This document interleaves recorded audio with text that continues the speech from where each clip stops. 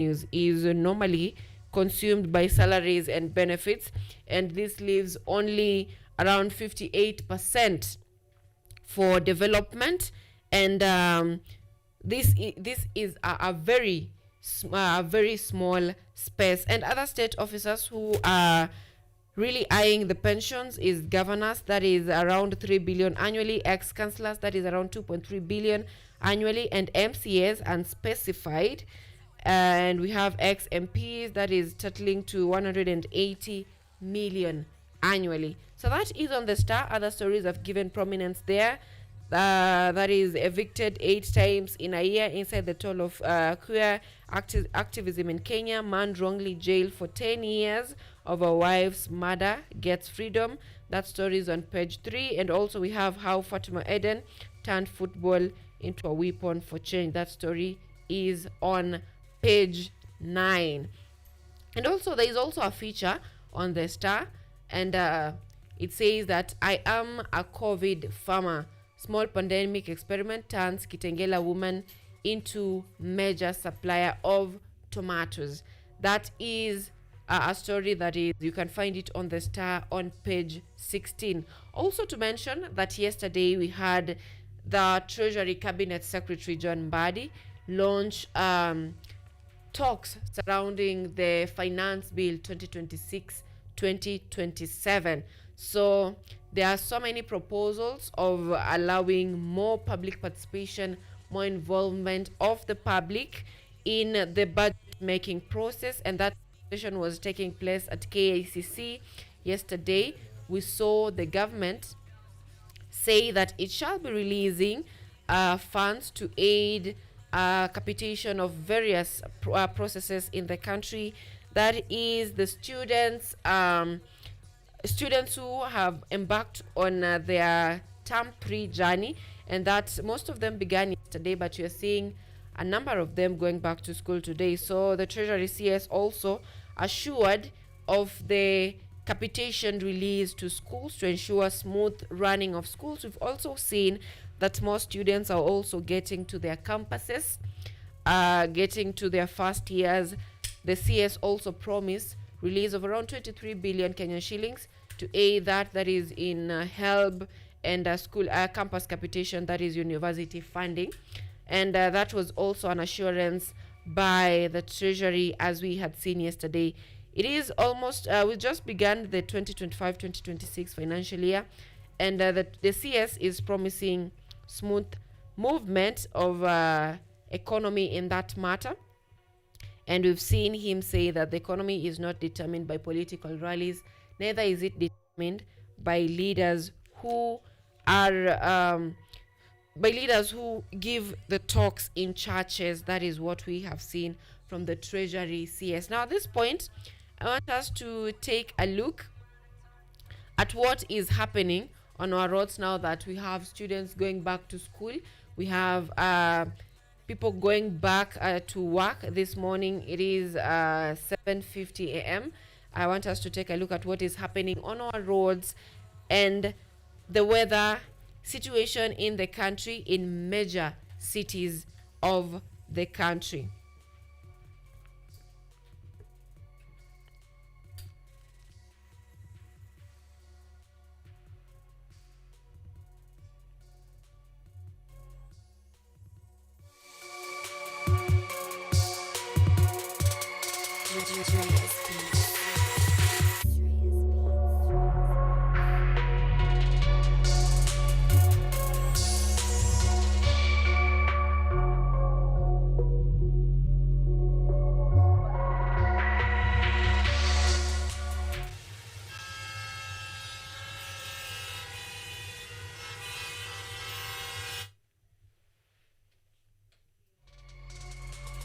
All right, now it is 7:51 a.m. and I am taking a look at the traffic situation in the country, and most of the students are going back to school this morning, so we expect a little bit of snarl-ups, that is around areas that students are boarding their buses.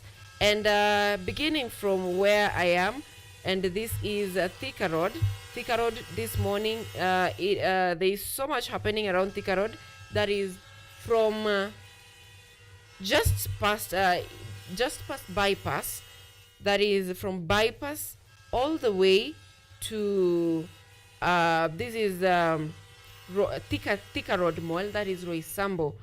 There is a long stretch of red. Probably there's something happening around there, because after that I'm seeing stretches of yellow. So from bypass, just as you pass bypass a little bit, there is a very long stretch of red line. That means traffic is moving quite slower this morning, and that is on Thika Road. If I look at other roads leading to town, and normally we always see traffic from Allsops all the way to Muthaiga interchange, but today they stretch from bypass to Thika Road. That means there's something going on around Thika Road. So if you're home, you can share with us what is happening. I'm told there is an accident that is around Roysambo. That is the reason why we have slowdown for that long stretch.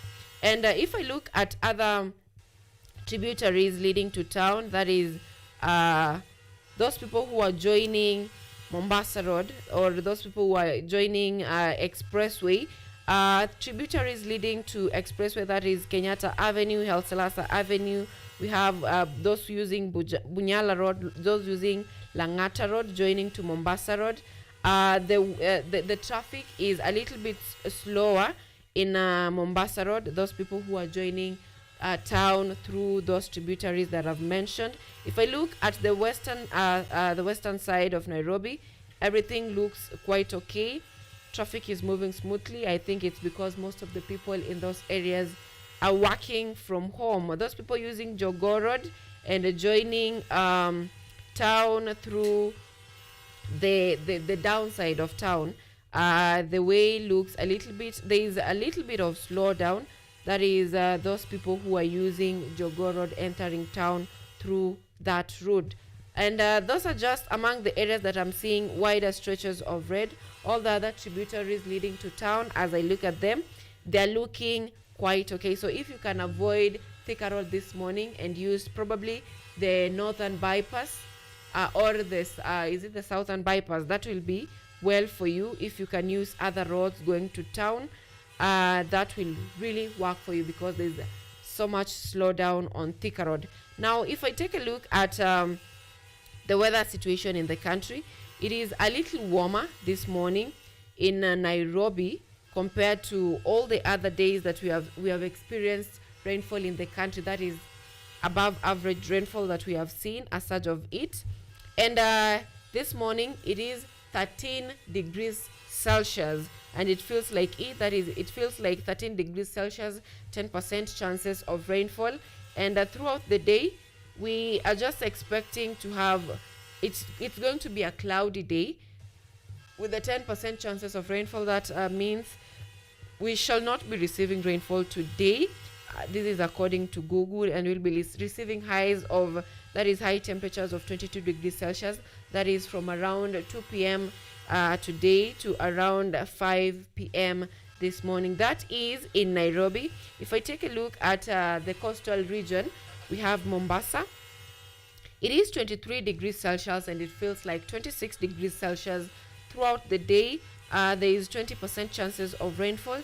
That is from around 3 p.m. to around 6 p.m. this morning. There is 30% chances of of the people in Mombasa receiving rainfall. So that is the weather in Mombasa. Taking a look at another city in our country, that is Eldoret. It is 16 degrees Celsius. Feels like 16 degrees Celsius throughout the day. No sign of precipitation except at midnight.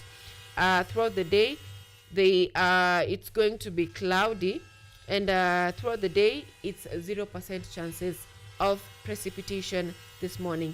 Moving on to Kisumu, it is now at 20 degrees Celsius. It feels like 24 degrees Celsius. That is quite high for this time of the day. So throughout the day they are going to be receiving highs of 27 degrees Celsius, and around 4 p.m.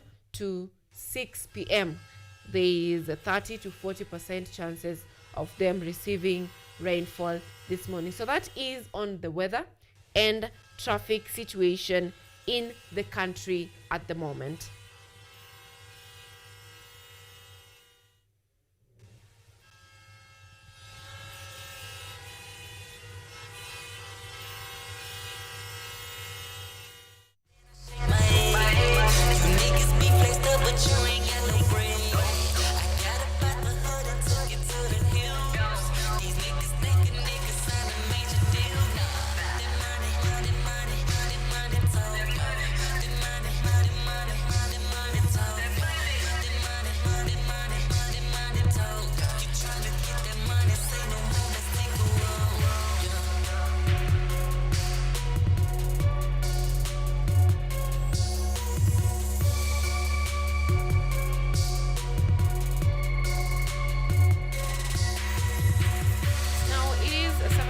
7, and I had promised you earlier that we are going to be having a conversation on the change or a new niche in the cosmetology industry, that is on hairdressing specifically.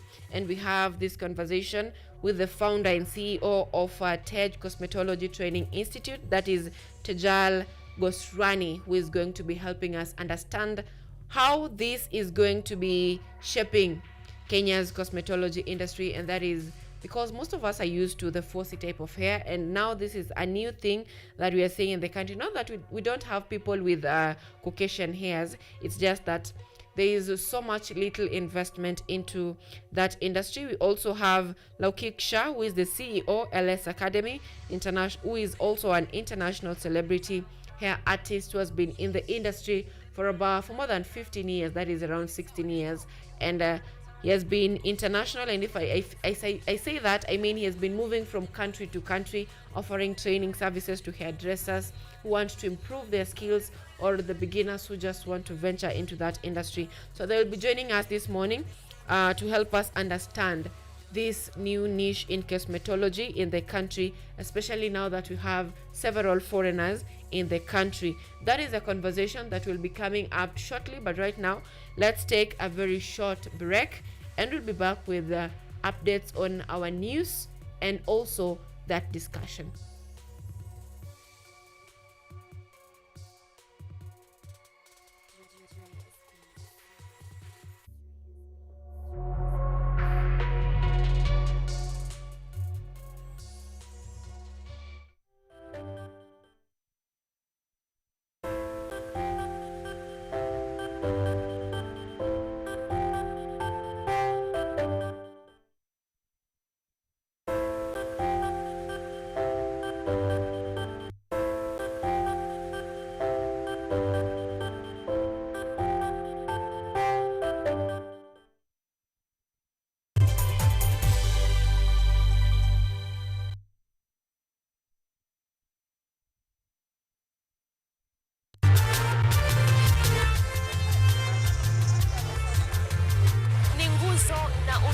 wa jamii.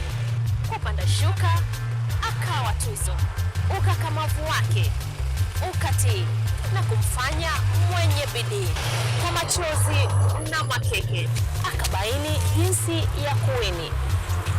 Huyu ni mwanamke ngangari kwa jinsi alivyo ngari.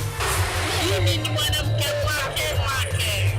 Usikose kutazama kipindi cha mwanamke mwake nami Caroline Kimwele.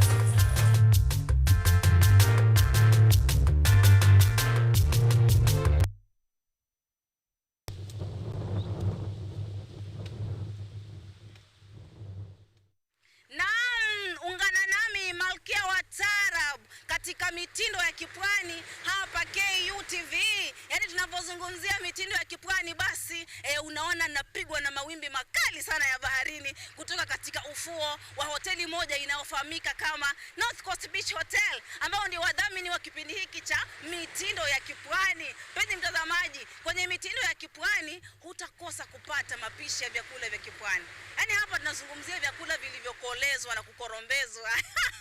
Iliki, karafuu, abdalasini, samaki wa baharini, vyakula vilivyopikwa na kusukwa kwa kutumia nazi. Bila kusahau mazungumzo ya moja kwa moja, mazungumzo ya kusisimua na wataalam tofauti, waandishi wa vitabu waliobobea, watunzi wa kuhani mashairi. Bila kusahau mpenzi mtazamaji, taratibu zetu za taarabu na chakacha.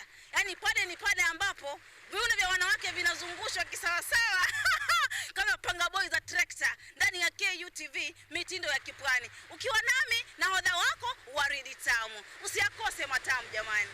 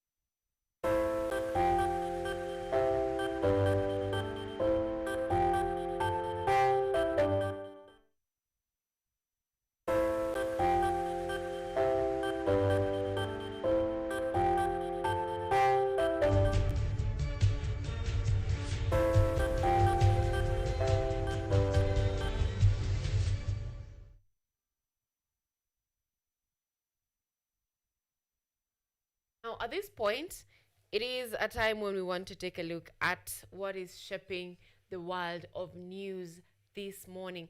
And the reason why we are also informing you on this is because every good business decision is always based on policies, the government policies in the country. So if you don't know about what is shaping your world of news, then probably you're going to have a problem setting up a business.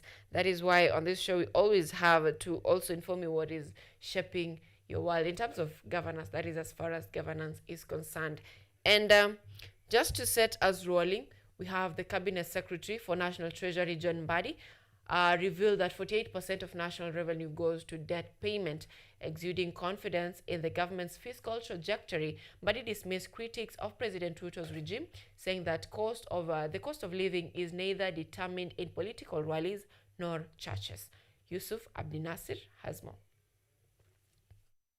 The National Treasury and Economic Planning has convened senior government officials, accounting officers, development partners, and members of the public at KICC on Monday for the launch of the financial year 2026-2027 and the medium-term budget preparation process. Cost of living.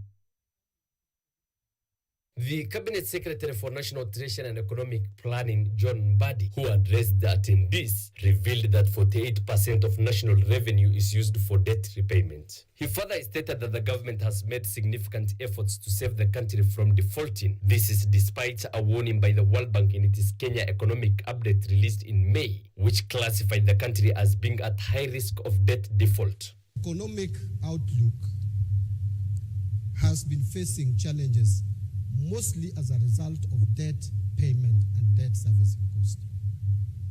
That's a fact. You have been informed that now we are consuming about 48% of our ordinary revenue is going into servicing our debts in terms of interests. That is not sustainable. However, I want to tell you that the government has also done a lot to make sure that we reduce the debt risks that was facing this country, or has been facing this country. The chairperson of the Budget and Appropriations Committee of the National Assembly, Samuel Atandi, in his submissions emphasized the need to enhance public participation in the budget-making process, arguing that demonstrations stem from inadequate public involvement. Honorable CS, you remember that for the last 2 financial years, there has been conflict between Parliament and the budget as tabled by National Treasury. I tend to think that if we enhance public participation better, then going forward we are not going to see conflict where the budget presented in the National Assembly is altered, or changed by members of Parliament. I think this is something that we committed to ensuring that we have a budget that is properly aligned and that there's no conflict during budget making process. Mbadi, who dismissed critics of the Kenya Kwanza administration, stated that the drop in the inflation rate from 9.6% to 4.1%, along with the appreciation of the shilling against the dollar, reflects a reduction in the cost of living. We also need to acknowledge and accept that a lot has happened even in the past 1 year. You'll remember that in 2022, we had inflation rates at an unimaginable percentages, 9.6%. So 9.6 has come down to 4.1. To me, clearly, that also reflects a reduction in cost of living. All eyes are now on the Ministry of Finance to see whether next year's budget will prioritize the ordinary citizen, who for a long time has seemed burdened by financial policies and the high cost of living. Yusuf Abdinasir, KUTV, Nairobi. Now, at the same time, Treasury Cabinet Secretary John Mbadi announced that the National Treasury will release 23 billion for school capitation on Tuesday, that is today, August 26th, speaking during the launch of the 2026-2027 financial year and medium-term budget preparation process at KICC On Monday, Mbadi said the funds will be channeled to the Ministry of Education as directed by President William Ruto. He revealed that 17 billion Kenyan shillings will go towards basic education, 5.9 billion for examinations, and additional allocations to Higher Education Loans Board, that is HELB.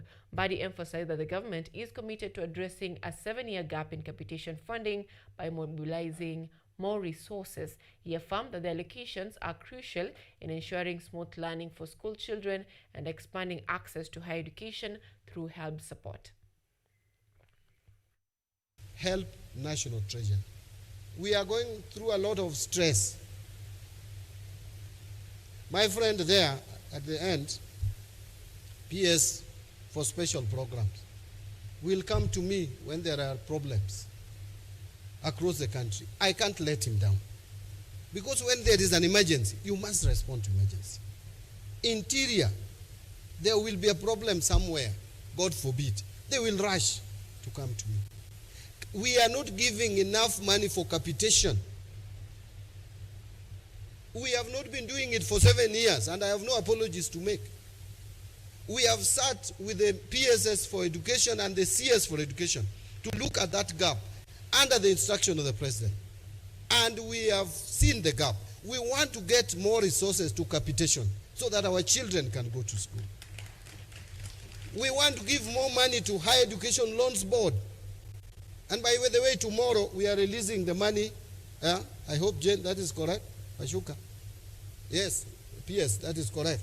We are giving the money, the 17 billion plus 5.9, which is for examination. That is 23 billion. And we should also give money, look for money for HELB to give this week so that our children go to school. So tomorrow, money for capitation will go to the Ministry of Education. But it is not enough. Now, away from matters capitation and budgets, a section of Kiambu members of parliament came out to defend Governor Kimani Wamatangi over corruption claims. Wamatangi has been going through a series of corruption cases this year. On April, his residence was raided by EACC, retrieving 13.7 million Kenyan shillings in cash. By late August, the governor was grouped among sitting and former governors facing potential prosecution recommendations. Kiambu Governor Kimani Wamatangi is under investigation over a 1.27 billion tender scandal allegedly awarded through companies linked to his family during his tenure as Kiambu Senator in 2017. On April 15 this year, Ethics and Anti-Corruption Commission detectives raided his office and residence, seizing 13.7 million in cash and arresting several county officials, a move Wamatangi dismissed as political intimidation. By late August, he was grouped among sitting and former governors facing potential prosecution recommendations. Location Due to the pressure being piled up on Governor Wamatangi, a section of Kiambu County members of the County Assembly has defended Governor Kimani Wamatangi against corruption.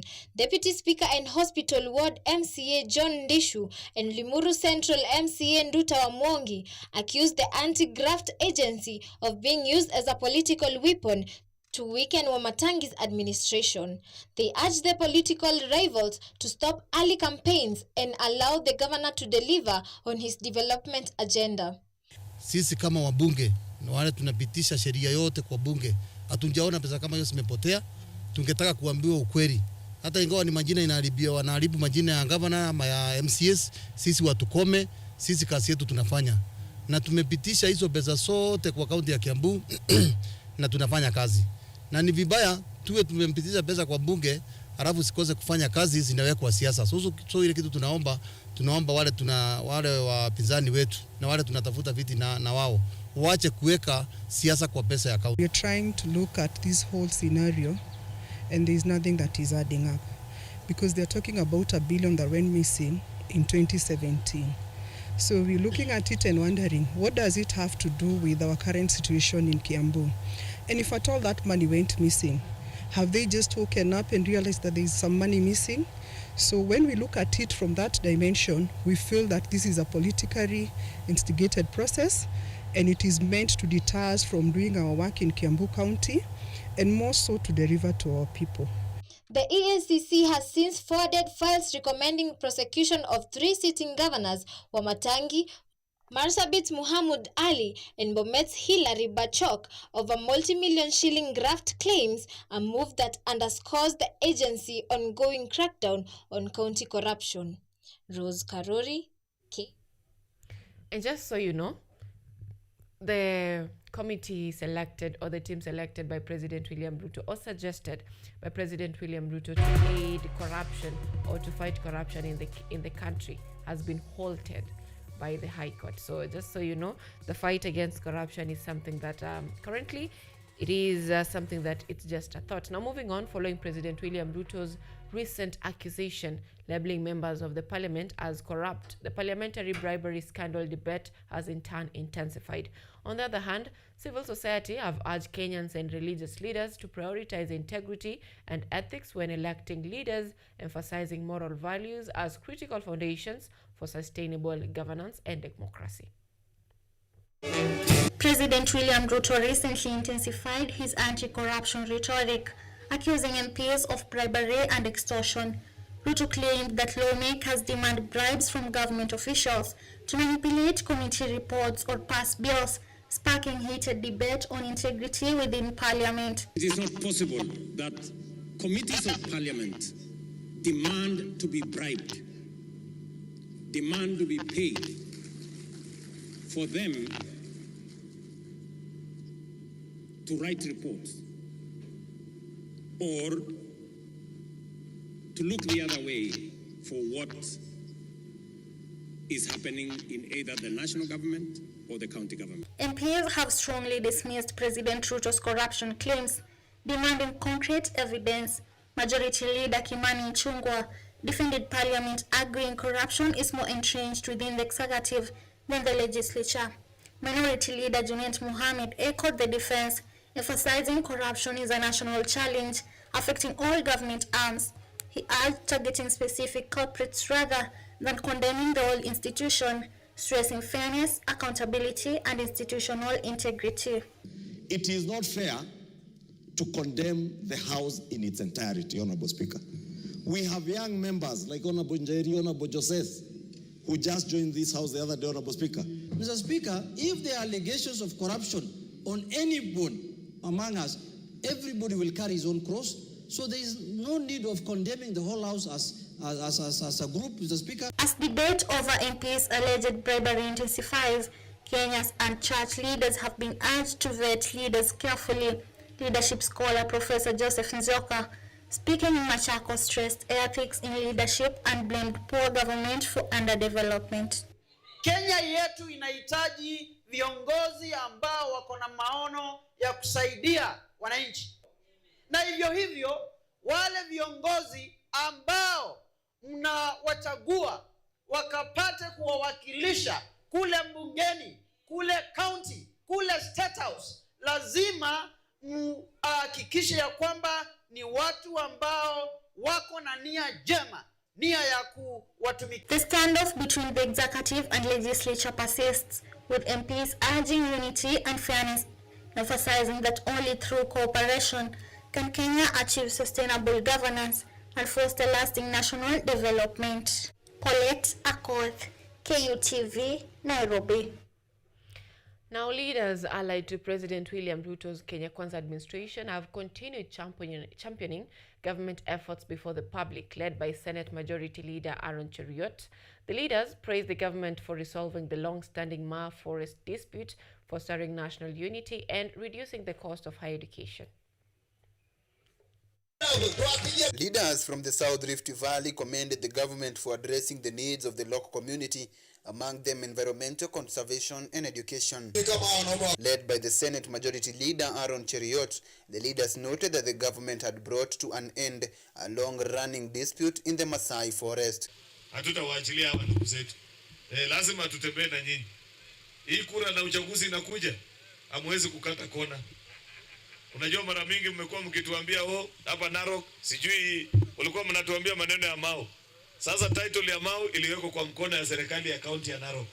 Ni nyinyi sasa mnaamua vile. Sasa kama kuna sababu nyingine mseme mapema kabla siku ya kura.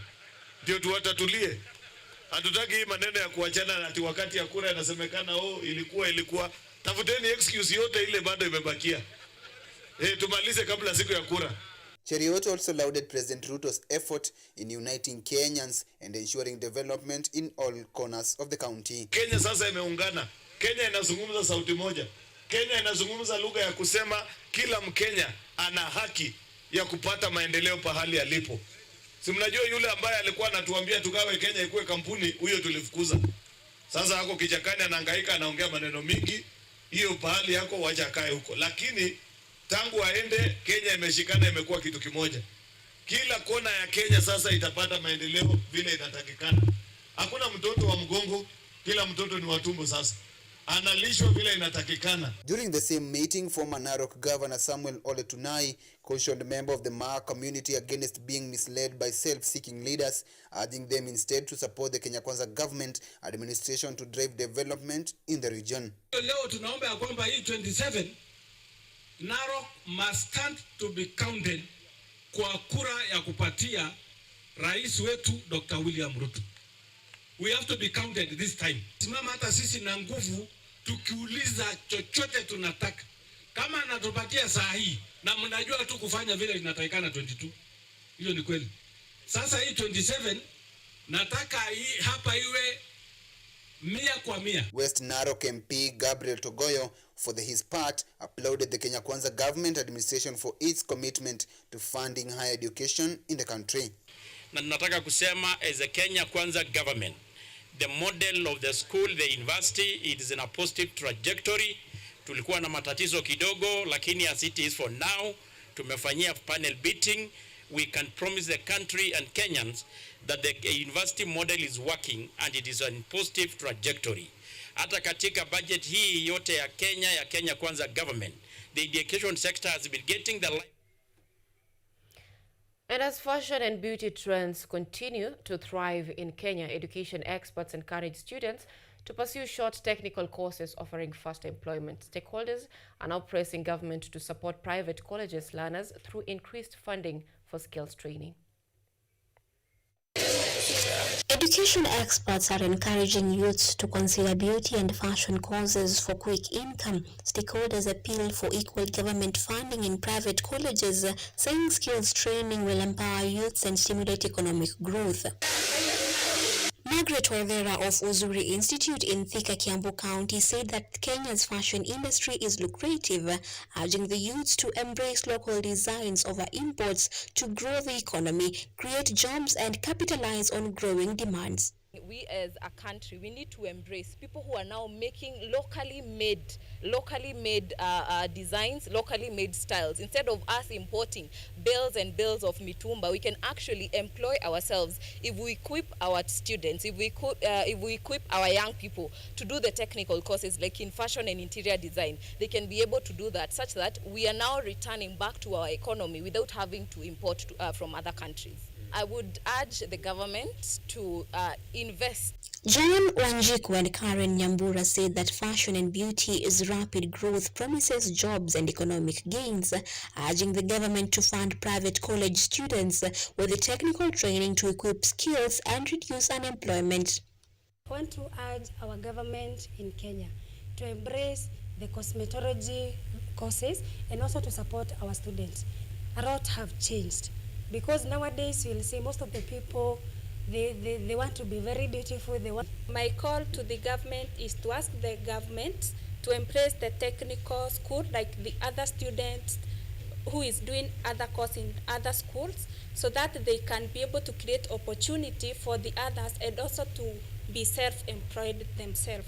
Students led by John Mathia and Mary Wangui pursuing technical courses in the institution cited demands, hoping for self-employment while appealing to the government for the startup capital and to invest in private institutions to create jobs and boost economy.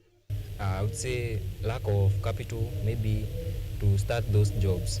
My call to the government is that I would want to ask it to come up and help the graduates or students that have finished their education at colleges.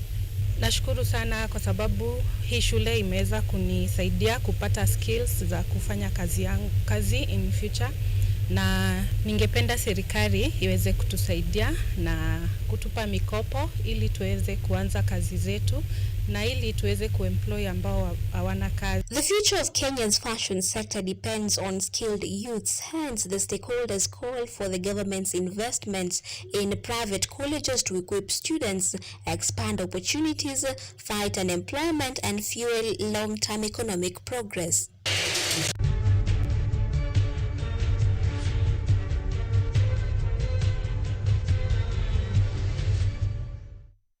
Now, in the spirit of technical training, I promised you earlier that we'll be having a conversation on the new trend, or rather a field that is not delved into, and that is on Caucasian hairs. What you've seen on your screen is mostly 4C hairs, and right now we are saying we need an improvement on hairdressing, and that conversation we'll be having it shortly. Our guest already in studio, that is Tejal, founder and CEO of Ted's Cosmetology Training Institute, and Laukik Shah, who is the CEO LS Academy and also an international celebrity on haircut. So that discussion will be coming up shortly after we have taken a look at this story on sports, where Kirinyaga County has officially launched its first ever women's football league, marking a historic milestone for sports in the region. The league will feature 6 teams drawn from the county's 4 constituencies. County FKF Chairman Dennis Murimi announced that the winning team will advance to the Central Region playoffs, where it will face top clubs from Nyeri, Laikipia, Murang'a, and Kiambu counties. He acknowledged challenges such as high registration fees, lack of kits, and limited parental support for girls in football, calling for more government empowerment. Kenya Seeds Company chairperson Wangui Ngirishi graced the event, donating uniforms and footballs to teams while proposing the formation of the Kirinyaga Starlets to nurture female talents. The top around 6 teams watapata uniform. Alafu napanga michuano ya vijana, mnasikia? Napanga michuano ya vijana na ninapanga michuano pia ya pande ya wanaume. Leo tuna launch mpira ya Women County League na iko na team 6. All the constituencies are represented. At least kuna team moja kila constituency, na after this the best team number 1 itaweza kuproceed to playoffs. Itakuwa ya Central Region yenye ina consist Kirinyaga, Laikipia, Nyeri, Murang'a, Kiambu. Na number 1 atakuwa promoted direct to Division 1.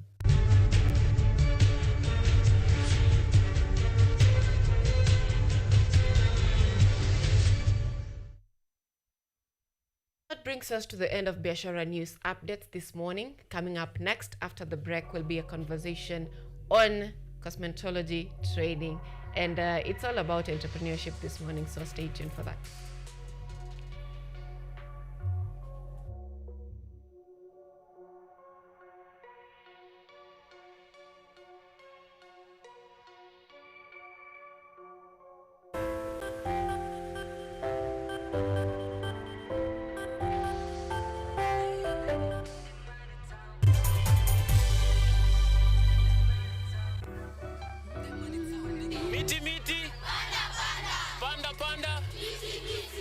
Our planet's future is in our hands.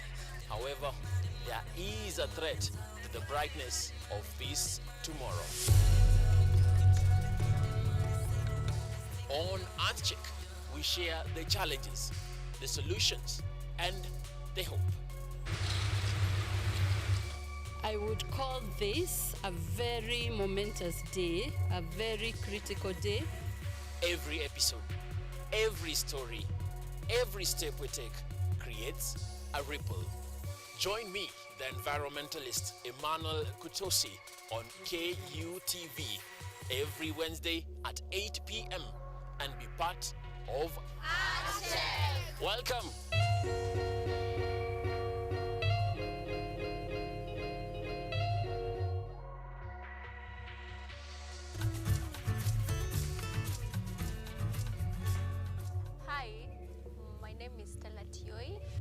langu naitwa Okema Mkwa James. This is Mandela Gaya. Ugonjwa ulipokuja ulichukua siku 3 ukaniweka in coma. 20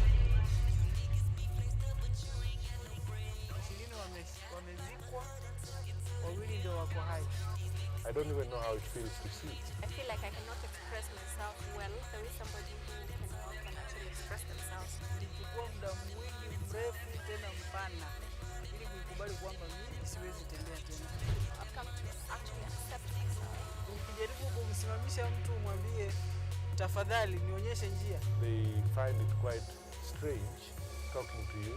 We should just make schools integrated. Inclusive setup. By providing the right facilities.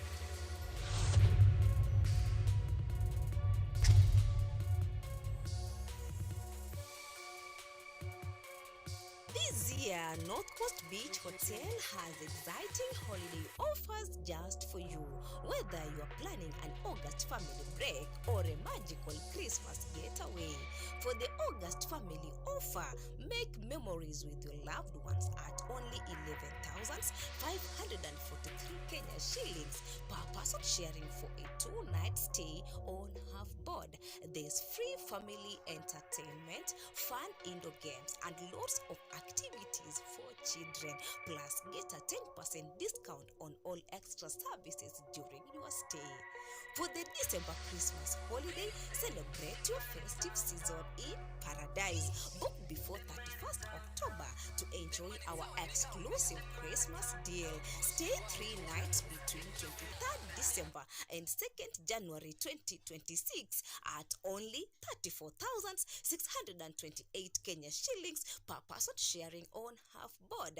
And for our flexible payment plan, take advantage of our Lipa Mdogo Mdogo plan and pay in easy installments. Call us today to book on 0722 209 458 or 0733 409 430 or email info@northcoastbeachhotel.com. North Coast Beach Hotel, a home paradise.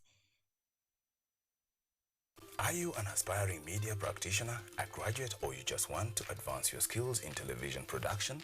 Then welcome today at KUTV and discover your full potential in cutting-edge TV broadcasting. Graduates of these courses will receive professional certificates. For more information, visit our offices at KUTV Studios or call us on 020-870-4252 or 020-870-4255 or SMS us on 0739-110-544. KUTV, a new experience.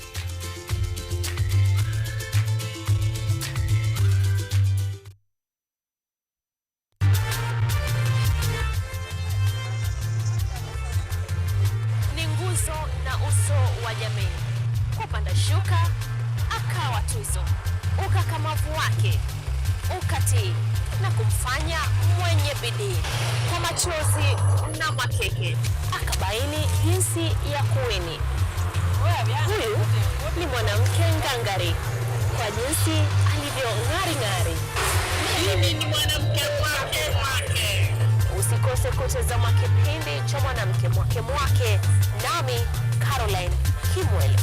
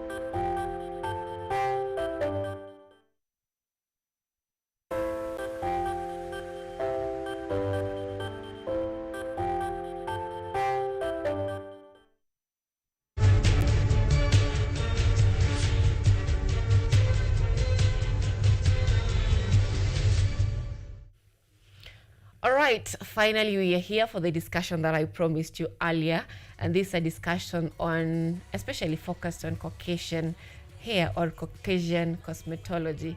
And joining us this morning is very interesting guest. We're just having a chit chat before we got live, and having 20 years experience is not an easy job. So I'd like for my guest in studio to do a quick introduction of their journey and who they are before we get into this discussion. I'll begin from my far right. This is Tej. Tej is from Tej's Cosmetology. I'm the CEO of Tej's Cosmetology Training Institute. And we also have our Tej's Beauty Cafe. So Tej's Cosmetology Training Institute is a founder of this is Tej, yeah. So our training college is a Caucasian hair specialized. And I'm in this field, it's been 23 years. So my journey has started from very scratch, and to reach here till it takes a lot of time and a lot of knowledge to gain. And today I'm sitting with my CEO of my educator with Lokik Shah. He's here with us, so we can forward to him. Thank you so much for making time for us this morning. I'm on you now. Hi, Karibu Kenya. This is Lokik Shah from India, and it's been tremendous journey because I'm coming here from last 3 years, and I have seen a lot of opportunity when it's come to the Caucasian hair hairdressing. About me, I started my career in 2006, so it's almost 21 years I am into this industry. Of course, I travel across the world. I've done my hairdressing from UK, and then I work in US. I travel almost all the countries, so I've seen the opportunities to this industry. I'm not belongs to this industry. We are basically Gen, so we are business people. I've done my management from one of the leading academy in India, and I was working with sales. And then that particular time I got opportunity to be a part of one of the cosmetics company, and that way I introduced myself to hairdressing. And now it's been 21 years old. I have my own brand in India, which is Alice Salon Academy. We have affiliated academy as well, and we train around 150 to 200 students with 3 months course, and we also provide them 100% placement. So I think there is a great opportunity for Kenyans to become a part and learn Caucasian hair and drive their career, not in Kenya, but everywhere abroad. Mm-hmm. Now, you've mentioned that you were not in this industry 23 years ago, that is 2006. Yes. Not 23, 21 years ago. Yes. 2006. What inspired you to change from what you studied in school to now joining hairdressing? It's amazing question. So basically everybody has a structured education. Like first you become a graduate, then you go with the masters, then plan your education. So even my parents also thinking the same way. So I've done my graduation, then I've done my master in business administration from one of the leading academy in Pune. And then we get a campus jobs. So I was working with one of the brand, and then I entered to the cosmetics brand. And that way I introduced myself to this industry. I have seen people, those who are not good with skill, not good with education, but when they finish the hairdressing, they have opportunity to work in the salon, they have opportunity to travel abroad, and that way it's the fastest growing industry. So to join this industry, you don't need a very high skill. You don't need to spend 3 or 5 years, okay? It's just half year and your career is ready. So that is the best part what I like about it. And it's inspired me a lot because Caucasian hair is something which very comfortable to work with, and you will get opportunity every corner of this world. Mm-hmm. All right. People say that sometimes Caucasian hair, it's not that diverse in terms of styles, but maybe you'll tell us more about that. So coming to you, what inspired you to come up with the Tej Cosmetology Training Institute? First, we have started with our Tej's Beauty Cafe. So that time when we are taking the students, when we are like taking them at the salon they come for the work and all this, but they don't know, like so many things they don't know. So we need to get that knowledge, and we need to fill that gap. So that's how we get the idea. We open a cosmetology training institute, and we specialize on Caucasian hair only. So in Caucasian hair, we are providing them everything when they come for the learning purpose. So main idea we got from the Lokik Shah. He visited twice for the masterclass. From that, he told me we have to open our academy and we have to train the people to give the correct knowledge. So when they go for work, when they go for the job, they look for the job, they are well trained. Yeah, so it's beneficial for them. They see, if they don't know the tools knowledge, they can't work on that. So So far, how is the reception here in Kenya? reception in Kenya is very good, and people are loving this Caucasian hair. And when they come for the learning, we are already ongoing our master class, and we already have 15 students in our master class, and they are really enjoying their batch. And this is our second week. It's ongoing coloring, and when they touch the hair, they feel this. In Caucasian hair, you can do many things: cutting, coloring, styling, blow drying techniques. All these techniques is learning is a must. So it's very well ongoing. All right. Now, coming to you, there is a focus that is on the training, and basically what I'm interested in is its focus is more on building someone who is entrepreneurial in terms of bookkeeping, balancing their, all those that makes your business stand out. So tell us more about this, how it's incorporated in the training. Yes, so with the salon industry, the Caucasian hair, the best part is that there are a lot of softwares available. So you don't need to worry about it. Just you get the software. It has all the benefits. It has all the details. You can completely drive your business through softwares. So we also talk about that, and we also provide the details about it, and how you can target your business, how you can control your business. You get to know the right ROI. So definitely it's like a techno commercial kind of education, because only learning hairdressing, it's not a part of skill, but also you need to do a business. All right. Now you've interacted with so many nations. That means you've interacted with different races, different people. How is it different in Kenya compared to other nations in terms of how they embrace the training, in terms of you balance both the business side of it and the skill aspect of it? So basically, when I came for the first masterclass, I was surprised, because I was expecting all the Asian people to be the part of the training, but unfortunately it was all Kenyans. So I'm like, how they will deal with it, So me and Tejal were discussing that, like, what exactly you have planned. Well, this people is having a salon. They are experience of 10 years and 20 years, but now they have lot of Asian clients. They have lot of Caucasian hair, which they have to reject, and they are losing their business. So that's why they are interested to start with Caucasian hair, and that's why you see a lot of African people is a part of this industry. And that's actually the inspiration, about the Tej Cosmetic Institute, because every batch, even this recent batch, we have maximum people from Kenya, and they are so excited because they have a lot of Caucasian hair. They have a lot of Asian clients, okay? And if you see surrounding even Kenyan market, there are a lot of outside Asian people are staying, and they have to visit the salon, but there are not more hairdresser every corner of this country. So I think it's a great opportunity for us also to start with the first Caucasian Academy, and that's why I'm forcing Tejal since 1 year that let's start, because it's very beneficial to you.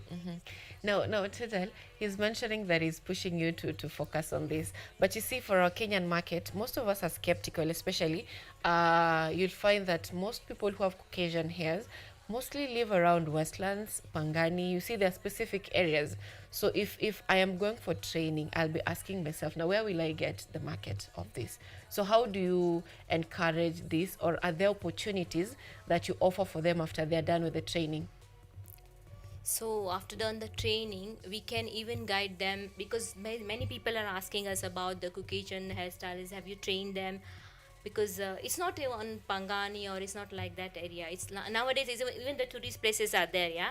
So even in Diani, even South Coast, Mombasa, everywhere people are there. Even Masai Mara. So even Karen area have developed now, Karen and all this. So Caucasian hairstylists, Caucasian hair are everywhere. Before used to it's like that way, that only Parklands and Westlands we used to see the Caucasian people. But now everywhere they are the placements are there, yeah, the people are there.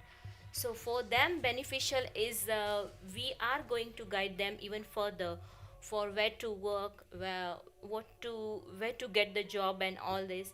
So we are always there for them. Yeah. All right. And what is it that the school is or the institute is doing differently compared to the normal institutes that we have? You know, we have several technical training institutes in the country. So what is it that is different? The different is see our certificate course is 4 months, and our certificate course is 3 months, and our diploma course is 4 months. So after 3 months of training, the internship they are going to do with us, that is a differentiate. Why with us? Because we have trained them, so we wanted to know where they are doing mistakes so we can correct them in front of us. We are not sending them outside for the internship. And the second thing is we are going to provide them each and everything, the human hair of dummy, which is a Caucasian hair, live Caucasian model for the practical purpose, all the tools and equipments which is a branded. And Caucasian hair products are always expensive than Afro hair. And I'm not talking like that way that you can learn the Caucasian and you can't work on Afro hair. It's not like that way. Even this Caucasian, after this training, you can even implement all these techniques and knowledge on the Afro hair. It's just the products are different. That's it. All right. Yeah, that's the beneficial they are getting. And our Caucasian, our training college is certified by TVETA, also certified by ICM. All right. ICM is a UK-based government certificate. Yeah. All right. So the story that we were running before on private technical colleges demanding to be supported by government, it's also directly inclined to your area, where the government may be only supporting public institutions, but right now there is a call for that support to be channeled also to TVET institution. If that happens, how will TEJ Cosmetology Institute benefit? I can add on into that. So basically, that's what we are targeting. Okay, because we actually looking for something which we can do it for the people who are not getting a good career. And when I see myself from 20 years, I have seen this is the shortest career which they can start with. So they finish the course, we provide them everything. And Caucasian hair is having lot of services, and there is a high demand. I am sitting in India, lot of Kenyan hairdressers, they get to know that I am coming here. They are asking me that if you have students who wanted to shift here, we need Caucasian hairstylists. So that thought also comes in the mind that there are a lot of opportunity, and not even in Kenya, even outside Kenya, they have a lot of opportunity. They can start their career anywhere. If you see UK, US, because there the pays are too high, and if somebody is going from outside, they can pay less, but comparatively Kenyan money, it's too high. You know, just imagine if somebody is working, somebody is getting trained in 4 or 5 months, and the 6 months he is getting a very good salary, plus he will get incentive, plus he get all the government benefits, and he build up his own clientele. So Caucasian hair, like I deal with the clients who is my clients from 20 years. They don't change me. So that's my fixed business, fixed asset, which is growing every day. How do you manage to do that? That's my skill, my expertise, and I always invest myself to train myself. Recently, I'm learning AI because that is what is part of our digital campaign. So that is very important. We also train our students how to make videos, how to create reels, how to show off your work to the world, and that is what the key secret, you know. So in our education is Taste Cosmetics Institute. We train them everything. We train them about the skill. We train them about how to deal with the client. We train them about client consultation, client communication, your presentation skill, your grooming, and how to generate the business. And that is what is required in the market. So once the hairdresser is ready, when he start working with the salon, he will get good salary, he will get good client, he will also get commission. So his life is set, and that's what our goal is. And that's also in span of less than 1 year. All right, now as a person, you are a brand. So talk to us about building a personal brand. Just you're done with training, now you want to begin your own business, or you want to build your clientele. How do you build your own brand? It's a very, very good question for everybody, because everybody has a dream to become an entrepreneur. Even I also having a dream. I work with a brand and then I start my own brand, and we are expanding now. So I always say is that if you be a stylist, you need 2 years of experience. And it's not about the work experience, you have to see the environmental experience. So where you are working, you have to see, you have to gain your management skill, you have to gain how you can always connected and build up your personal PR with your consumers, provide them always a good services, get the feedback and work on the feedback, and very important, last but not the least, be on ground. Don't fly that you are the star and everybody you have to keep them waiting. You know, that attitude does not work in this industry, because people have a lot of opportunities and people have a lot of options in the market, right? Especially when it's come to the Caucasian hair. Of course, in Kenya it's growing, but if you see India, there are a lot of experts are already there in the market. So, and I feel that this is the fastest growing brand. If you choose uh, uh, any of the profession, it will take minimum 5 years to reach, or maybe to think about your own business. But same with Caucasian hair industry, you can do it in 2 years, because that is in high demand. Everybody, every corporate, yeah, everywhere you see people are groomed now, and grooming is must. So that's Alright. what I believe, that you know, that's why we started this, especially for Kenya. What I'm getting from me is that for you to become a successful brand, you need consistency and patience. That's Yes, what I'm true, getting. absolutely. So, according to you, how do you build your brand as a person? I have built my brand since I was working from home. See, all these years I have worked from home, and Nairobi, this is my third year. I'm from Mombasa. So, working from home, I got experience like I'm getting clientele base, like people are coming to me, they are liking my work. Even after I left Mombasa in 12 years ago, but till that clientele is still coming to my salon. They know me, they do the services with me, they're calling me, Tej, we want to come to you. So that is how I build my brand. And building a brand, it's not easy, but it's not even hard. But you need your focus. That's the most important, and your dedication for the work. That is what we do.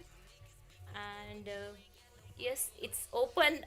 This beauty cafe I opened 1 year and 8 months ago, and it's going well. All right. All right. All these I'm getting is patience for you to build. You know, most of the time with our generation, we want to do so many things at the same time. So by the time you are developing or maturing up to be a brand, you already gave up on that dream. So how do you maintain this for 20 years? Because it takes a lot. Patience is also not just anyone has patience. So how do you maintain this? How do you fight the urge to give up? For maintaining this, I need my consistency and focus and my passion. My passion is always there. Yeah. And I always go for training. Before even opening of this cafe, my salon, I went for training for 2 years. So in different level, I'm actually a hairdresser as well, and I'm an esthetician as well. And I have completed my masters in hairdressing esthetician level, and I've completed my nails in masters, and I'm also a hair and makeup artist as well. So before even opening this brand, I should have full knowledge of everything regarding the works we are doing in our salon. So to maintain this, we need to upgrade ourselves. That is the most important part. And we have to be there into the market, and we have to work with the digital world as well. So that is our main aim, is to people not just learn the hairdressing, but learn the digital platform and how to do business in this world. Because they are opening a salon, they are working with the salon, but they need to even earn the money with this. All right. Yeah. Last week we had a guest who was telling us that masters is the bare minimum, and I'm seeing it's like it's a trend, because you've also done your masters, she's also done her masters, so it looks like masters is the bare minimum for anything. Yes. All right. Yes. Now from your side, how do you fight the urge to give up? Pardon? How do you fight the urge to give up? Like most of the time, doing the same thing for 20 years is not an easy thing. So how do you keep the balance? So day by day, I improve my life, improvising my life. To my focus is definitely a skill improvement, but also I need a profits, and which I am increasing day by day. So when I started, I have a dream chart. So all the dream chart, to fulfill that, I need a lot of money to travel abroad, to get trained, drive the best car, having a great life to the family, okay, insured life, everything. And I think this is the most profitable business right now in the market because the grooming is growing like anything. And I always believe in the business where the demand is more and the supply is less.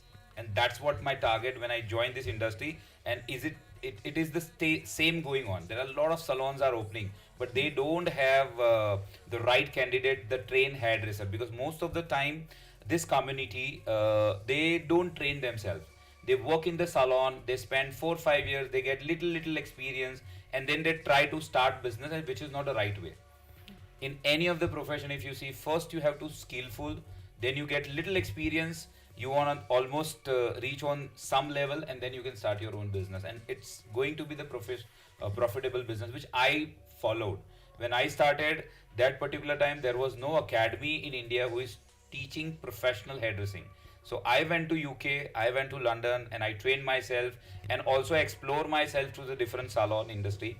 I worked there as an apprentice, and then I realized, oh my God, this is a complete different.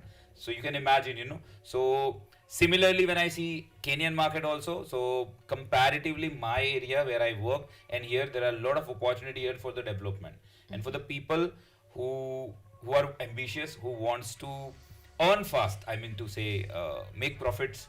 I think this is a great industry because there is a lot of demand and the supply is very less. All right. Now, how do you keep up with the market trends? Because what was done 20 years ago may not be the same thing that is in demand right now. So how do you keep the pace?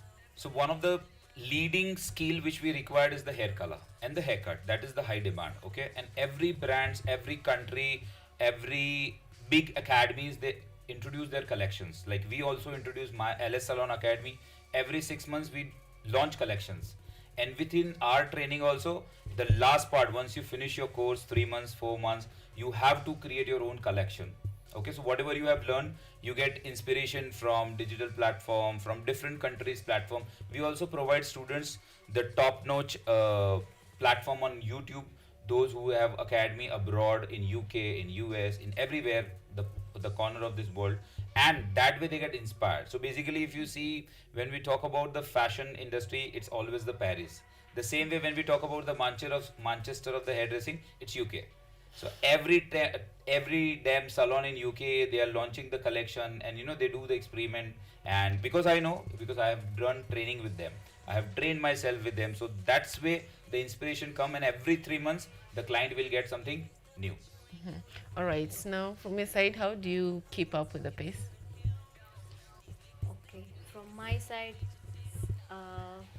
I always, the way I told you, we go for the trainings, yeah. So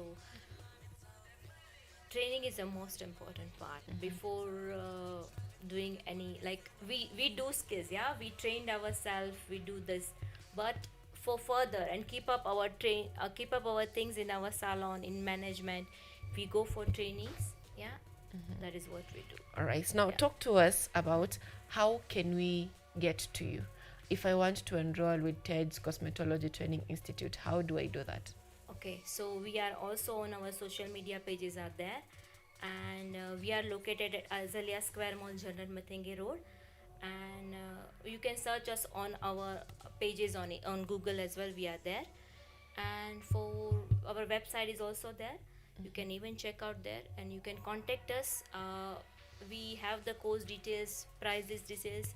Okay, our prices are comparatively, it's quite reasonable according to what we are providing them, yeah. And you can reach us out. All right. Now, as we bring this to an end, Shan, what is the best thing about what you do? I follow my passion, and I am a person who get motivated when somebody appreciate. So when I was started my career after my management course, I used to work in the sales, and my boss always appreciate if I reach the target at the end of the month. So I have to wait 30 days, I have to perform 30 days, then there is a meeting, and if maybe 20 people out of that one get appreciation, so I have to wait for my best performance and that appreciation. Here in this industry, every day, every client, when you do some great job, they appreciate you, and that is something connected me with the customer.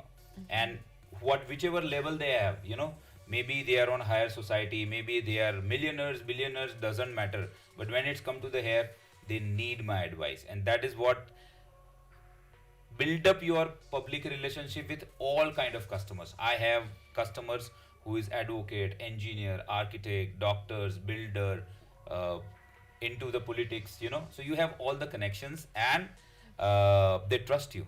So that is what keep you alive all the time. And when somebody is more powerful than you and they call you for the appointment, I mean, you feel so proud about it. And that is what, and that's the connectivity has happened because of the skill you have. And that's what we wanted to do in Tej Beauty Cafe, that you get that skill, you build up that name, you build up that fame, everybody comes to you. Do you have a worst moment?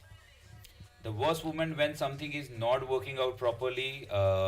Sometimes the results are not good, so you doubt yourself that you have the best skill, why it is happening. And that actually I feel it's opportunity, because then you get to know, oh, you don't know this, let's go for the training. And that's where it's always alive, that there is no age for the training. I share my experience. One of the students in my academy in my Ahmedabad, she was 25 years old experience, and her age was 47. She has the same problem. One of the client was not happy, and somehow the hair got damaged, and then she accepted that I don't know this, and she accept challenge to train. She share with me because we have a age criteria, but the way she shared, I am so impressed, and I understand that she actually need the solution for it, and we allowed her to join. So similarly, whenever something not working properly, it happens that, what do you say? Yeah, you feel little low. Okay, yeah. All right. Now, from your side, what's the best part about partnership with Shan? Partnership with LS? Yes. I am a backbone when it comes to the education, so I have to build up a lot of trainers for her who can train Caucasian hair to the Kenyan hairdressers and build their career very fast. So the concept what we have in India, it's very fast and very unique, which we need to implement here. Okay, like I have my own consulting firm. We connected with 1200 plus salon, which we provide the placement. So my students, before they finish the course, their job is ready, and they don't need to give interview because they are coming from LS. They directly get the job, and that's what we need to create here. All If right. somebody is coming from Tej Beauty concept, he's perfectly all right. Let them give the job. What's the best part about the partnership with LS? Yes. So from him, always backbone support is always there, the way he said. Yeah. And regarding the tools, knowledge, equipments, everything, all the things is coming from outside, all the branded tools. So always there is a new tools is there in the market. He always support us, even regarding the product. So we are also getting different products from him also. So the partnership is regarding even the knowledge. Yeah. So whenever the new thing is there, he always support us there. Yeah. Now, any last word for our viewers back at home? We just need to fill this gap between the Afro and Caucasian hair. So our motto is to train the people, give them the best education with the correct way, which is the most important part for my training institute. In 4 months, they will be doing a proper blow dry with the Caucasian hair and the round brushes which they have never hold. But we want to see the confidence in them. That's it. All right. Yeah. Now, Shan, any last word for our viewers back at home? Especially for the young people, of course. Especially for the Kenyan people and Nairobi people, I must say that if you need a shortest career and you need to start your own business, join us immediately. We have a lot of opportunities for you to build up your career in just 4 months. Okay. And we also provide you the placement. We also provide you all the tools. So you just have to admit yourself to our academy, and rest of the thing is our responsibility. Your career is on our shoulder, and we'll make it great. All right. Those are words from someone who has been in the industry for 20 years. 20 years is not a short time, so you ought to believe them, if not trust them. So that brings us to the end of the discussion on a TED's Cosmetology Training Institute. And just as you have heard from our guests, all these, you can find them on social media. So if you just type the name TED, that is TEJ, Cosmetology Training Institute, all the procedures that you need to get to enrollment will be there. So that brings us to the end of our discussion. Coming up next is the newspaper review, and stay tuned for that also.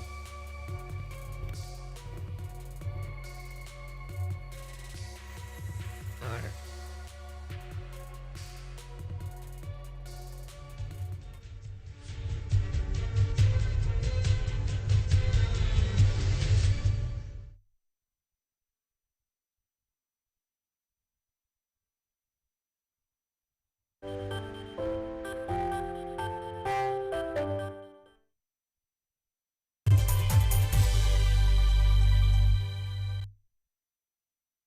This year, North Coast Beach Hotel has exciting holiday offers just for you. Whether you are planning an August family break or a magical Christmas getaway, for the August family offer, make memories with your loved ones at only 11,543 Kenya shillings per person, sharing for a 2-night stay on half board.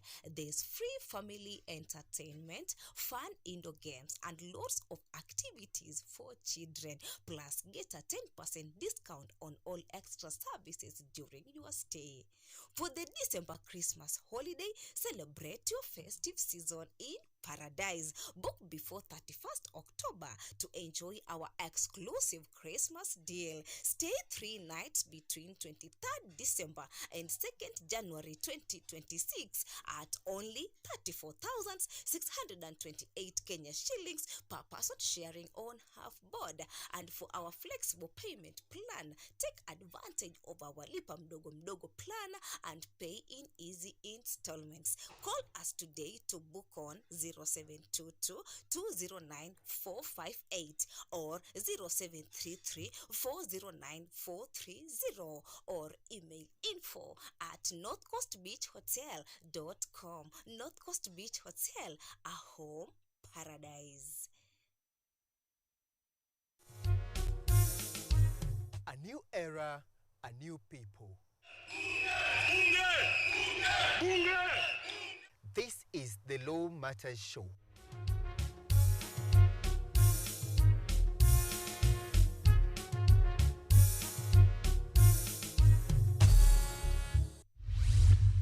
A program that brings you legal sensitization on your television. My statement is written and just the quote the prosecution. I think that this loss is a setback for Raila Odinga. What policy recommendations were fronted by the candidate? With diversity, we demystify important legal issues locally, regionally, and internationally. What Tanzanians. Join me, Elvin Onsongo, as I bring you more insights on law matters. We are looking at social issues. What is the problem? Is it the economy? Is it... Law Matters Show, creating awareness, advocacy, and enhancing lives.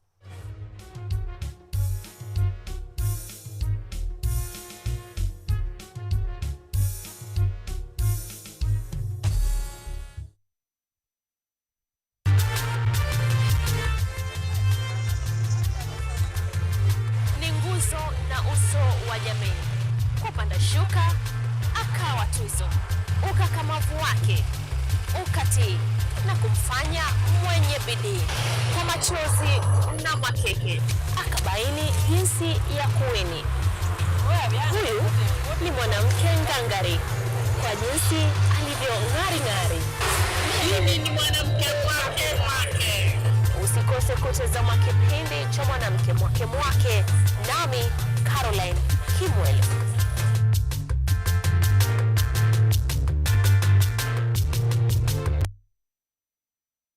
This year, North Coast Beach Hotel has exciting holiday offers just for you. Whether you are planning an August family break or a magical Christmas getaway, for the August family offer, make memories with your loved ones at only 11,543 Kenya shillings per person, sharing for a 2-night stay on half board.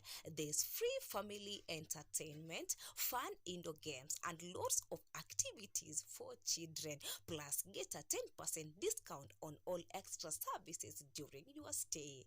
For the December Christmas holiday, celebrate your festive season in paradise. Book before 31st October to enjoy our exclusive Christmas deal. Stay 3 nights between 23rd December and 2nd January 2026 at only 34,628 Kenya shillings per person, sharing on half board. And for our flexible payment plan, take advantage of our Lipa Mdogo Mdogo plan and pay in easy installments. Call us today to book on 0722 209 458 or 0733 409 430 or email info@northcoastbeachhotel.com. North Coast Beach Hotel, a home paradise.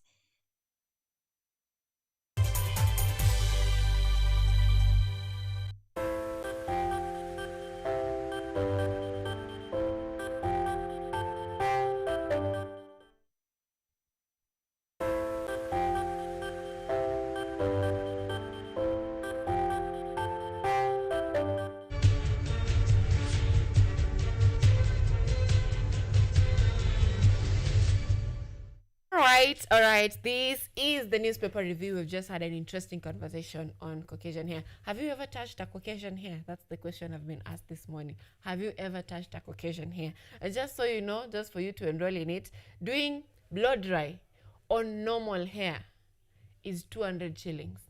Doing blow dry on Caucasian hair is 2,500 shillings.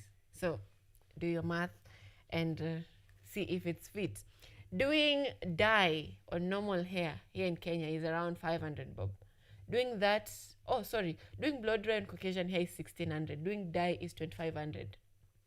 So do your math and see if it's fit for you. And just to read a quick feedback from our viewers back at home, we have Beyonce saying, "Looking good today, Sylvia." Oh, thank you. We have Iration Vibe saying, "Loving the show."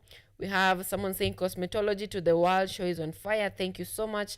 We have Wanajua DJ Afro ama wanataka DJ Caucasian hair. All right. And someone is also saying, "Oh, wanataka DJ Afro na DJ Caucasian hair." We also have someone saying, "Passion kweli, secrets ni do." And the bare minimum is the masters. That was a discussion on the launch today on cosmetology. At this moment, let's take a look at what is shaping our world of news and what is shaping our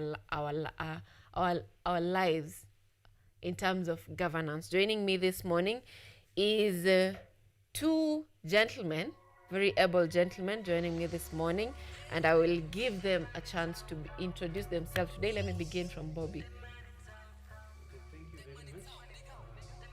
I'm Bobby Odhiambo, a Kenyan citizen and a student at Kenyatta University, and also a student leader currently serving as the Kenyatta University Education Students Organization, ESO. Yeah, thank you. Thank you so much for making time for us this morning. Thank you. Joang. Nyaje. I'm happy and grateful to be here. I'm still Ojuang, mtoto wa Mariam, the voice of Ghetto, a communications expert, community leader, and peace and sustainability advocate. I'm so happy to be here in company of a teacher, reminding me so much about my days as a teacher in Kenyatta University as a student. 2016 niliingia KU and nikakuwa representative wa ESO first years and a chairperson Clinton Sukuru, and my then HOD was Professor Fatuma Chege. Nilipenda hizo days manze. Kila 5th or 4th October siku ya walimu duniani. I must remember the days but uko hivyo katikati manze, nilikuwa na feel I was not made for a chalk. Umeongea kuhusu Caucasian nikakumbuka nikisoma Caucasian chalk sa. I was not made for a chalk. I was made, yes, for a pen to write and to speak to people, but not in a class setting.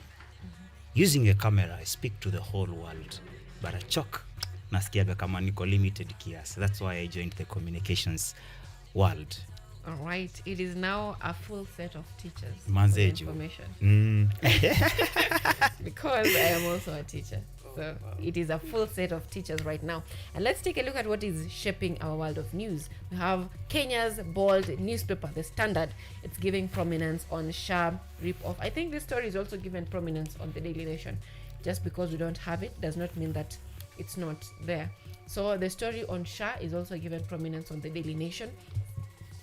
And there is this guy called Abdi Muhammad, who is the CEO, or who is the chairman of Social Health Authority.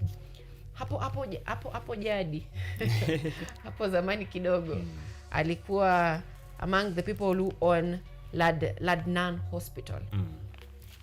And right now, when Ladnan Hospital, when SHA was being formed or being integrated, after 2 months, that was in December, his hospital, ama the hospital, because Duale amesema hayuko, so there is no conflict of interest. So 2 months after that, the hospital received around 220 million Kenya shillings. Yani before hata SHA ianze nyinyi mkicomplain SHA haiwork, the hospital is receiving 220 million. And now, Duale is saying that mchill, this guy is not even part of that hospital. You guys, you need to chill, because there's no conflict of interest. And we're not just talking about conflict of interest this morning. Last week we had a positive story on SHA, where it said that SHA might be heaven for some people. A number of people were saying that SHA is really working for them. This day we're having a totally different story. Sisi tumeandika, ni watu wa Standard wameandika that SHA is not all that glamorous as they say. We've also had Treasury CS John Badi say that things may not be working, or things are not, how do I frame this? That just because people are saying things are not working does not mean that they're not working. We also had a reporter in our newsroom saying that propaganda in Kenya is louder than work. So we tend to forget the work that is being done and focus on propaganda. So from where you sit, Ojwang, let me begin from you. Should we be concerned about the future of our health? Hey, Manzi. If we are not concerned about the future of our health, there is no reason for us to be alive today. Why are you alive today and you are not sure of your tomorrow's health? Last week ulisema kuhusu vile SHA imefanya kitu nzuri.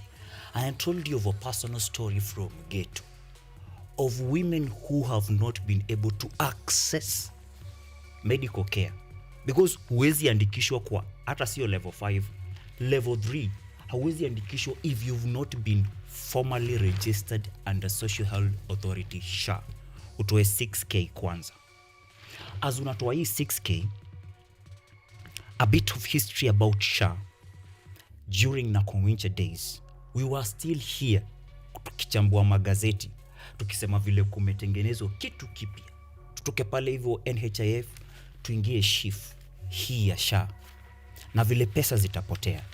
And we were talking about 104 billion in contract awarded to one of them being Mwende Gatabaki, who is the wife of who was the former governor aspirant Kiambu, and a wife of what is his name? David Ndii. Yeah, David Ndii. At that time, they said of how we are just digital wankers. We have no clue what is happening. We have no clue the kind of safe haven President Ruto is creating for the communities of Kenya through SHA. Tukaendelea. As the Adani deal is happening in JKIA, we get news that these Adani brothers bado wako ndani ya SHA. Iko blanda tu inapanda. We katoka from one thing to another. Nakomincha had to go. And when she went, Kenya was given Dr. Barasa, And people said now, for the very first time, the Ministry of Health is under a real doctor. Atatujinjektia vitu huku na zitalainika. Nothing lainikat. The more we were seeing, the more we were not seeing. For people like myself, wenye ni low vision ama ni short-sighted, hatukuwa na shida. Juu tumezoea kuona iko haiko. So people had hope on Dr. Barasa until a community health worker protested in her offices about how people are suffering under SHA. That day, they carried a woman who had a child, akielezea kilio chake kwa hosi anapitia kuhusu isha. And then wakasema, just like vile governor wa Machakos wa sasa angesema kitambo, yaliyopita si Duale. So tukaletewa Duale wa Ukuelo. So when Duale came, and they said that these things need politicians. If you want ministries to work, you need to have politicians who cannot be bombarded by MPs and vitu kama hizo for them to have autonomy. Sahi, the same Duale ameweza kufunga 10.6 billion ambazo hosi zinaitisha in claims. Hizi hosi umetaja moja ya Landnam, wenye washapata pesa mingi kuliko Kenyatta University Teaching and Referral Hospital combined with Kenyatta National Hospital. Alafu unasikia kwa huu mchezo wa tauni, Komsa, a former CEO, yani wewe umetengeneza kitu umebuild, alafu ndo uweze kuiba vizuri, unajitoa kama CEO, ndo uingie sasa kwa gava kama chair wa SHA. You start awarding yourself contracts. Wanasema, hivi ndivyo inakaa trajectory. Year 1, atajiaward ATM kwa hosi yao, si ndio? Year 2, hawezi jiaward chenye ulijiaward last year. So, atapiga times 3. In fact, hata ukiingia sako tu hivi za ghetto ndogo kama Verona ama Shofco, uweke usave, unakopaga mara 3. So, if this person with no goodwill and wants to steal from Kenyans through SHA, atajipe 80 million leo, the next year atajipe 240 million. Next year mwaka wake wa 3 na wa mwisho wa hiyo contract mara ya kwanza, atakuwa SHA make sure ameingia billion. If watapega mchezo wa tauni vizuri areje tena for another 3 years, that guy leaves the government as a billionaire, as people at the community level continue to live impoverished lives, undignified lives, juu ya the same SHA. Shida kweli ni SHA? Hiyo ndio swali tunafaa kujiuliza. Alright, that's what I was also to ask Bobby. Is the problem really SHA, or the problem is because if as it was began on a goodwill. So is the problem SHA, or is the problem the people who are working around SHA, or is the problem the person who brought the SHA? I get you. The problem, I think the problem is not SHA. Actually, what I can say in relation to NHIF that existed in previously, SHA is brought to cover a wider range of the limitations or those problems that Kenyan citizens are going through. But the people who have been assigned to manage this system are the corrupt people. Actually, they are the people who are making SHA to become evil. But indeed, when I read it, details about the what it entails and the how do you call them, the plans that it has for the Kenyans are good plans, and it covers a wider range as compared to NHIF. But people who have been assigned to manage, just from the CS, Mr. Duale, up to these CEOs, chairman, these are the people who are misappropriating, are pilfering and embezzling the funds that are meant to run this system of health. So according to you, the problem is not SHA, the problem is the system. Yeah. Or the people. But what then do we need to do? Because we can't keep complaining that we have a problem yet. There is nothing that is being done. What then can we do to avoid these complaints? I think a lot need to be done actually, because first of all, you know very well that these people who are owning these things are having a monopoly on it. So it is like a business. Somebody assigned there, and this person is doing business with this government entity. So, for example, like just in this August, we are being told that 3.1 billion were given to around 1,429 hospitals. But yesterday in the evening, when you check the portal for that SHA, actually it has been logged. That Kenya Master Health Facility register, that you can log in and check which hospital has been funded, which amount. That one is not there. It's So so this one raises questions and denies the common mwananchi to scrutinize on how the funds are being appropriated, or how the expenditure is taking place. And this is it is a clear indication that there is corruption being carried out in this SHA thing. All right. Yeah. So the only way we can solve the SHA conversation is when we are having deliberate leaders who are keen on making changes. That's what you say. Yep. Right now, still, as we are still on government allocations, we have on the day, this is the standard, right? We have on page 2, we have a story on Chan 2018 wrote how 1 billion grass pitch tender kicked off fierce courtroom battle. And we have a court stopping ministry from releasing 220 million to a private firm contracted to supply grass and equipment. And Ethics and Anti-Corruption Commission argued the ministry failed to adhere to law in awarding tender. So we have so many claims established over there. And we have what EACC wants. It's all listed on, that is page 2 on the standard. Just to read one or two of what anti-graft body claims, it establishes that the accounting officer in the State Department for Sports Development failed to follow the procurement cycle as required by the law. After budget approval by cabinet, no procurement plan was prepared and approved according to the Public Procurement and Asset Disposal Act. And we have procurement was not initiated through an approved purchase requisition. Procuring entity did not follow the required procedure to direct procurement as required. We have approval was not granted by the National Treasury.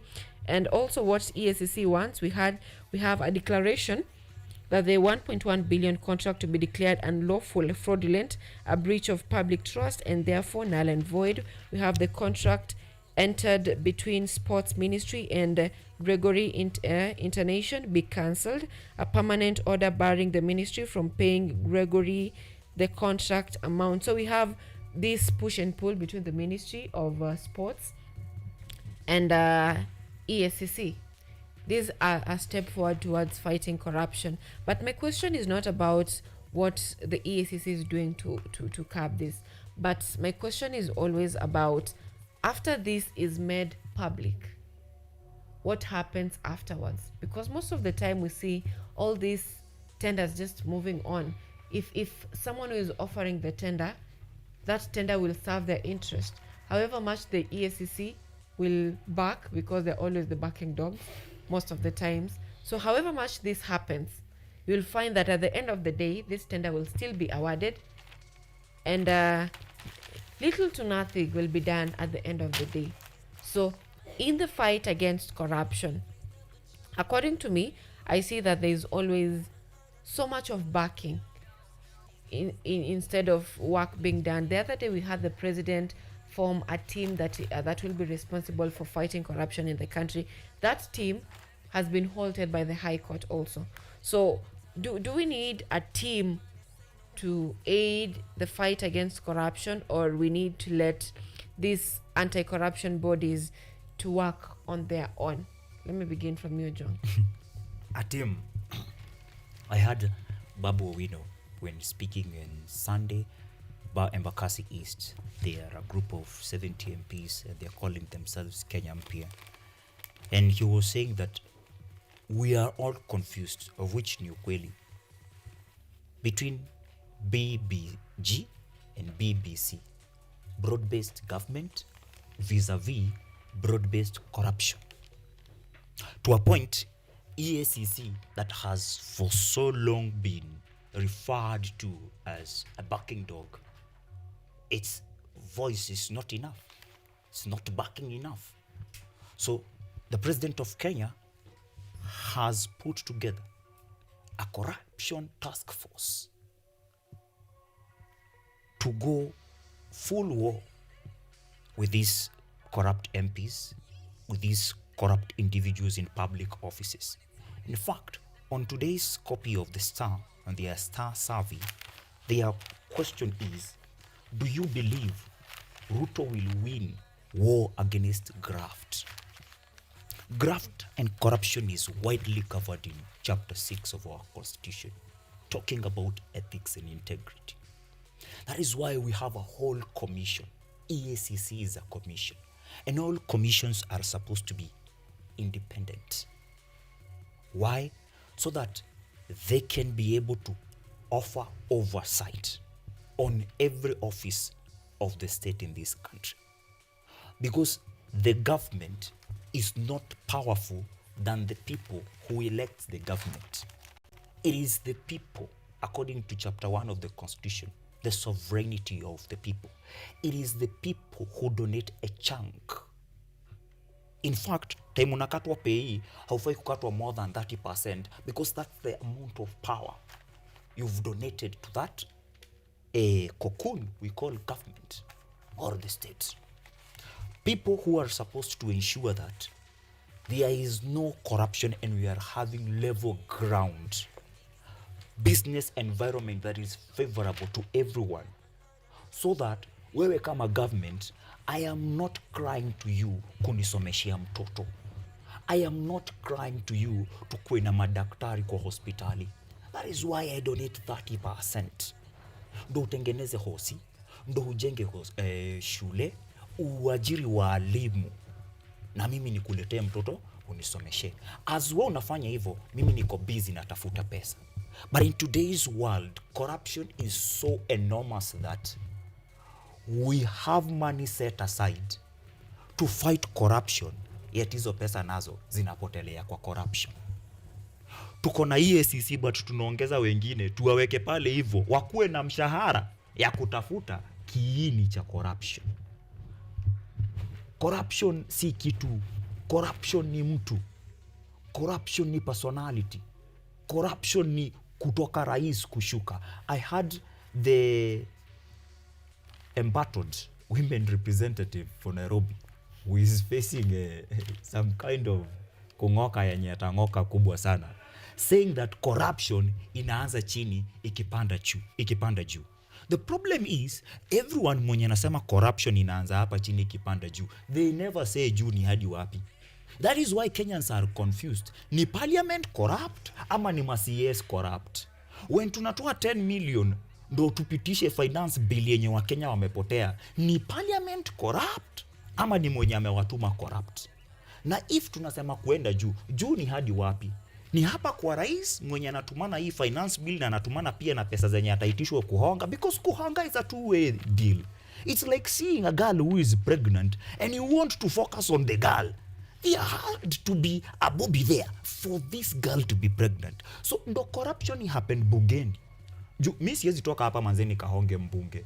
It has to be millions. Who has the financial power to do these millions? So if mwenye sisi tunajua yeye ndiye from nini to above, si yeye, then the IMF is corrupt in itself. Hawa wenye wanatufund wako corrupt in their self, meaning corrupt si a state na si institution, ni mtu. Na inaweza wisha sisi tukitaka. It's about goodwill. Bila goodwill tuwezi maliza corruption. Kibaki alishindwa. Ruto anataka kutuambia ati anajaribu. Yet tunaambiwa corruption inaanza hapo hivyo kwa kanisa ya 1.2 billion. All right, now Bobby, do you think we can Ruto can end the fight against corruption? Okay, according to my view, I think it's very hard. Because first of all, we need to deal with the with the big fish the way we are dealing with the small fish. You cannot claim that you want to end corruption and yet you are the person who is spreading it. Yeah. What I'm saying is this. In Kenya, we've seen, we've heard actually it is everywhere, and it is yeah. So somebody cannot claim that a section or the members of parliament are involving in corruption, yet we've had many cases in Kenya of corruption surrounding the executive arm of the government. So that one, it is very ironical, somebody to say that, oh, we want to deal with the corruption, there are some people who are involved in the corruption down here, but yet people who surround you, including you, are engaging in corruption. That's what I'm saying.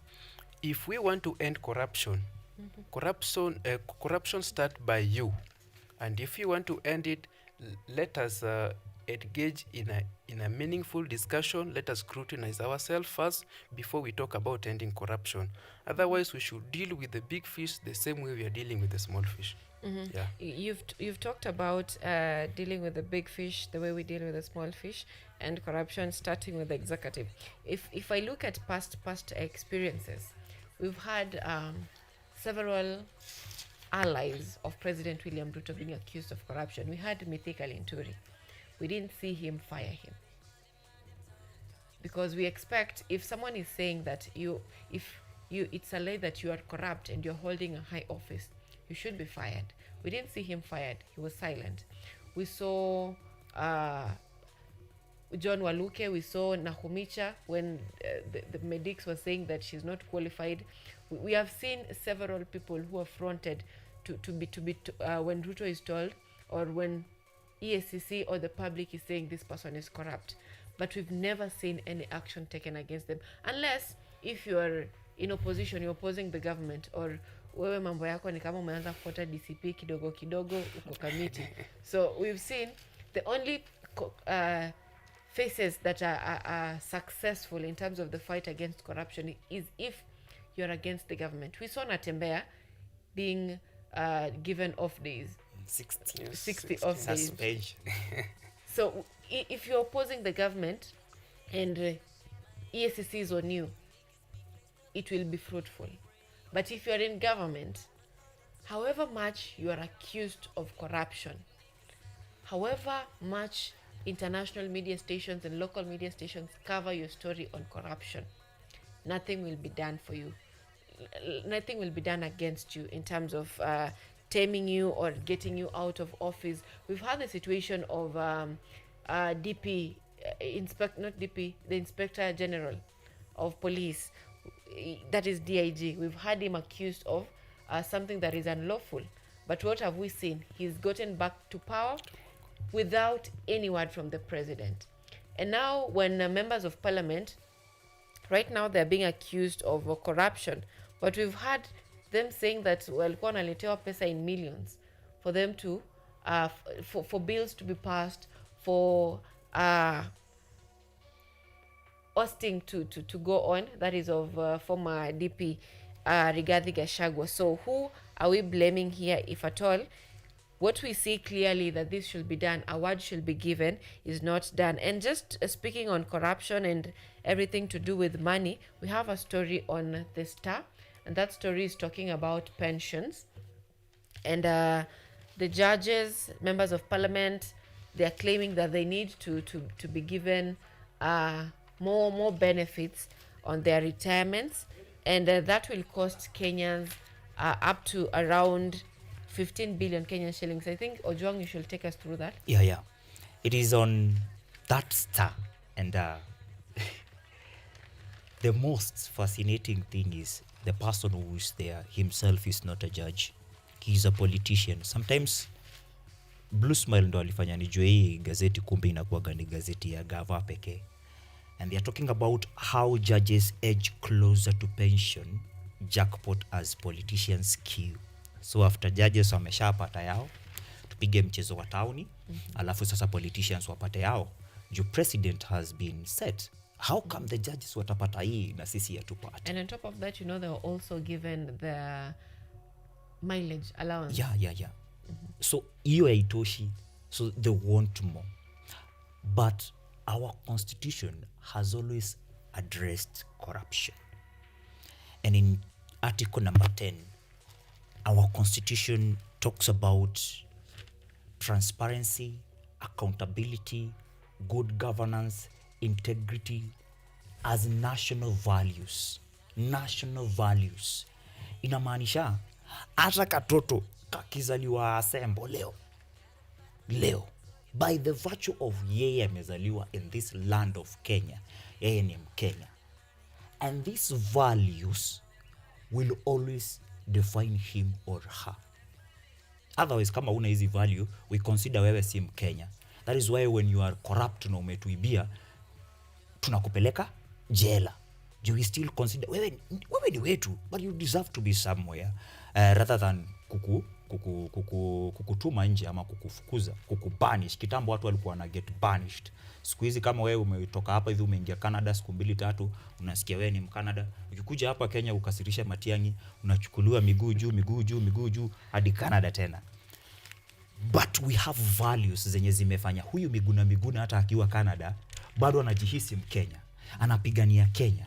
Integrity, accountability, transparency, good governance, na zinarudiwa tena on chapter 6 yenye iko kutoka article 78 hadi 80. Hapo wanaongelelea vile wewe ukiwa corrupt ama ukuwe na gross misconduct, umekosa hizi values kabisa kwa ofisi, you are supposed to lose that office via virtue of impeachment, resignation ama tu kufutwa. But watu wamekuwa wakitumia hii kitu inaitwa corruption in Kenya as a tool of empowerment. President akisota atasema kuna corruption na kukuwe na task force ya kupiga corruption. Hiyo ni budget. More money will be lost. We have had notable names and personalities leading EACC as CEO, Chief Executive Officers, including PLO Lumumba, including the former ACK Archbishop, and not Jackson Lesapit, Dr. Eliud Wabukala. People who were believed huyu akishika hii kitu, walai kila mtu ataokoka na hakutakuwa na corruption. But we still have corruption today. That's why tunasema wa majaji bana wagaiwe yao. Corruption has been fashioned in a way those who are not corrupt hata wao wanataka kuwa corrupt. Wakenya wangeulizwa leo na tuwekewe referendum, kila mtu afungue roho akiwa mkweli, corruption itaingia kwa constitution na ihalalishwe, ndo kila mtu akuwe corrupt.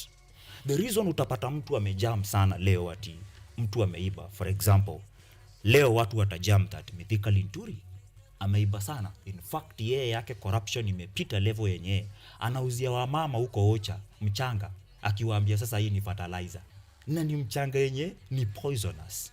Hadi exposés zimetolewa, inaonekana vile wamepiga hii kokuna hadi na watu kama mbunge Miriam Kaitani. Wenye ukiangalia hiyo history vizuri unapata huyu ni bwana na bibi, but once ametoka kwa gava, he becomes a savior of social justice, a champion of social justice, na anapigana na kitu inaitwaje? Corruption. And all of a sudden the corrupt person ni huyu mwenye tunaambia one term. Na in fact kwanza anafaa aondoke kidogo, ndio sasa tuangalie ni nani mwingine amebaki akiwa corrupt. Because kwa hii war ya corruption tumeondoa watu kama Rigathi Gachagua mwenye inasemekana this guy on top of being corrupt was too tribal, sijui anahonga ma MP, sijui anawafanyia nini, he went. Corruption ni kama hadi imeongezeka. So for us imefika mahali saizi majaji wanasema sisi jua tuko corrupt, tumenawa mikono, hebu tuongezeeni some pecs pale hivyo in terms of pension. Na inakuwa ni jackpot moja kubwa. Wanasiasa pia wamepanga mstari, wanaitaka. Alafu tutamalizaje hii corruption wadau? Bobby, let me get your sentiments on the same. Oh, actually, what my brother Ojuang has said is the truth. You find that a task force is being implemented and to fight corruption, But you know, these people who are being employed actually to join that task force will also demand some money, and this is an additional expense that Kenyan citizens will incur because it is their ad and tax that are being used to pay these people. And this sometimes is not very fair to hardworking Kenyans. You find people in the rural areas, those people working in tea plantations, those people, government workers, those are employed in the estates. These people are toiling and moiling, spending sleepless nights, only to receive a slap on the face. Their money are being taken, they are being wasted, being given to people just in form of corruption. But this thing is just continuing, not getting over. So I think there is no need for us to form even a task force due to do what. This thing are just wastage of time. I think what need to be done, actually, just getting back to even that SHA thing, because we're talking about corruption. I think even that issue, we should have a national a platform or a portal where we can see even how money is being channeled to these hospitals, that everybody, public, can access. And also the whistleblowers should be empowered. There should be an enacted law or rule to protect these people, because now when you are found or reporting, or you want to oppose people who are doing this corruption, there is an action that you're going to be taken by these people. Actually, this thing that these people are saying, oh, we want to fight corruption, we are doing this, that is just a lie. The thing is, they're just doing this to please Kenyans, but in real sense they know they are engaging in this thing, that is their own business, they are earning from it. So therefore we should be honest with ourselves. Yeah, that's what I can say. There is a question on sustainability that I have, whether this is sustainable, having all these and SRC has also been turned into a backing dog, because they will say, oh, you guys, hii ni pesa nyingi, msiongeze, kidogo kidogo mnasikia it's approved, it's already in process. And in our country right now, 42% of our GDP is spent on salaries. So there's around 58% left for development, of which our collection as a country is so much less than what we budget for. So already we have a budget deficit. We've already gone beyond the ceiling, but we still have more things that we need to add on our expenditure. This excluding what is lost in corruption. So we have what is lost in corruption. We have what is lost on having ambiguous salaries. We have what is lost on pensions, ambiguous pensions. I need to add the word ambiguous on that. Ambiguous on pensions. So are we even sustaining ourselves? Are we even having? We've also had a case, just to give you how big this is. We've also had the Treasury saying, the Treasury CS saying that he is allowed as the CS to give budgets for upcoming critical issues, and this is an example, is compensating those people who had lost their lives or lost a thing or two during protests, that is compensating those victims. We've also had him saying that he's allowed to give what was this money for? There's something that he also mentioned, that he's allowed to to give allocations based on the need. So we have all these things that are coming up, apart from the budget that we have, which is already more than what we collect. So we have the budget, all these things exceeding. So are we really being sustainable as a country? Because if we look at the standard, I think it's on page 3, saying that parents are forced to shoulder burden as state delays capitation. So is this really something that is sustainable for us as a country? I will start with the comment, not from this platform, that you got somewhere. that there is either work or no work. But the amount of propaganda surrounding all this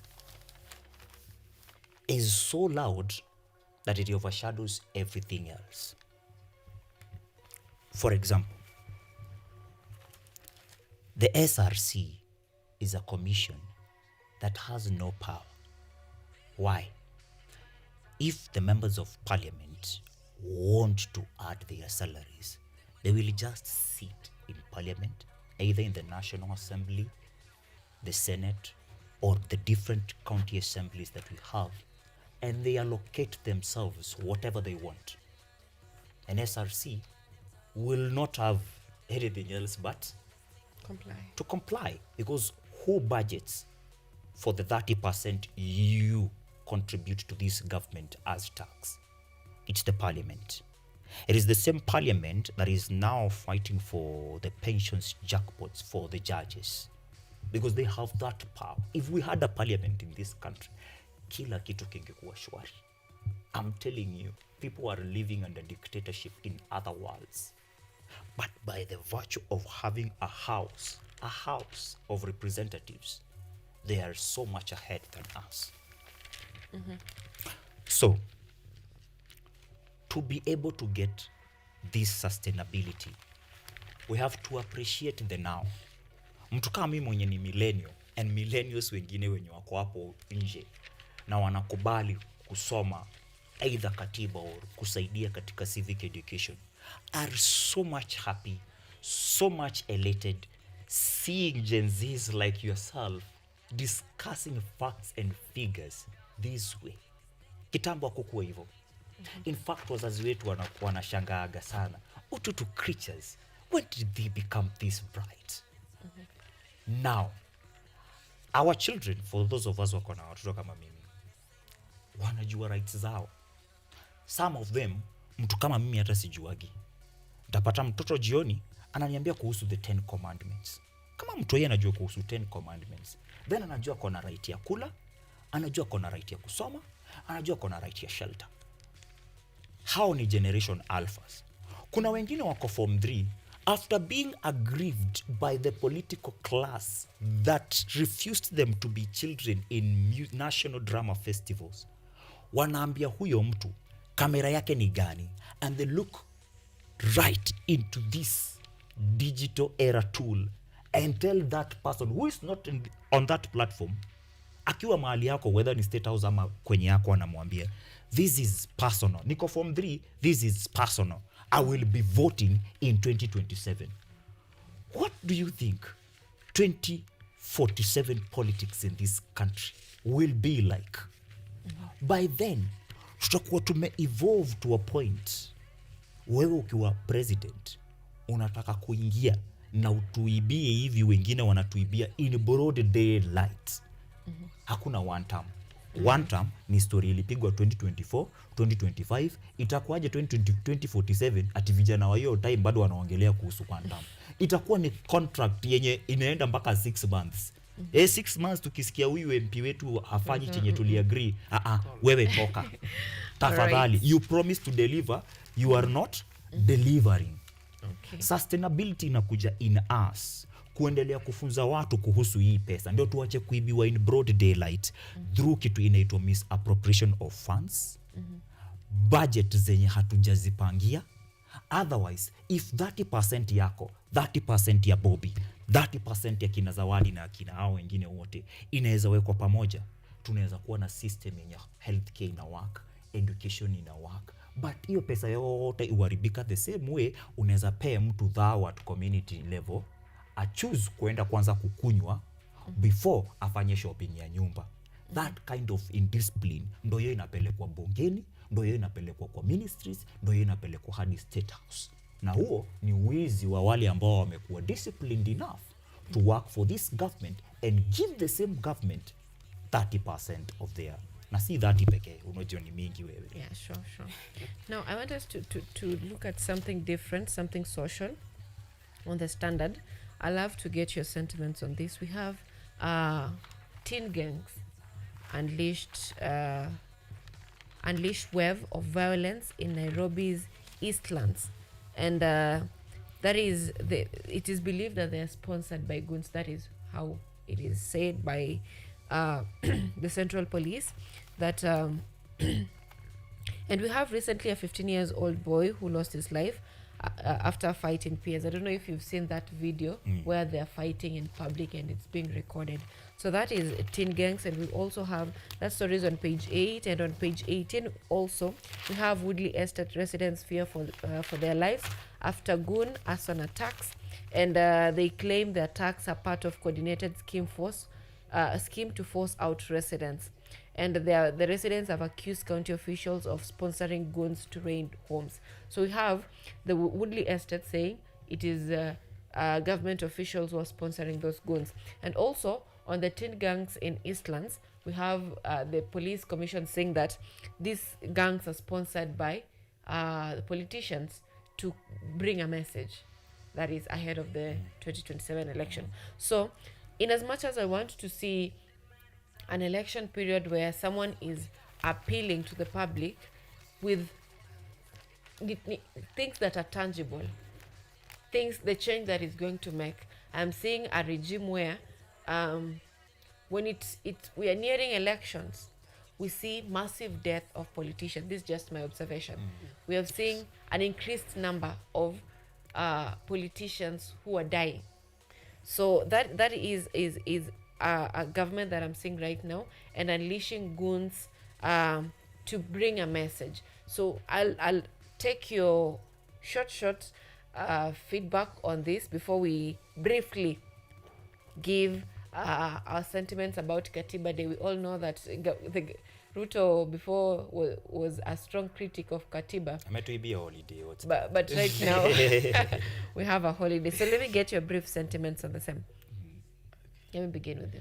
Okay, I want to say that it is very uncalled for and very uncouth for our politicians to use just citizens who are very innocent to accomplish their pseudo-incompetent interest.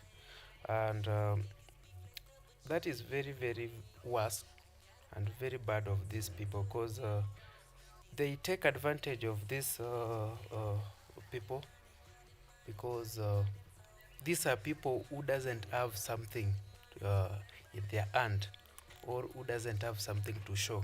So these politicians take advantage of these people to accomplish their missions, knowing very well that they haven't done anything for the citizens to retain their positions come 2027. And this, I think it is a high time for Kenyans to wake up and just wake up from their comfort zone,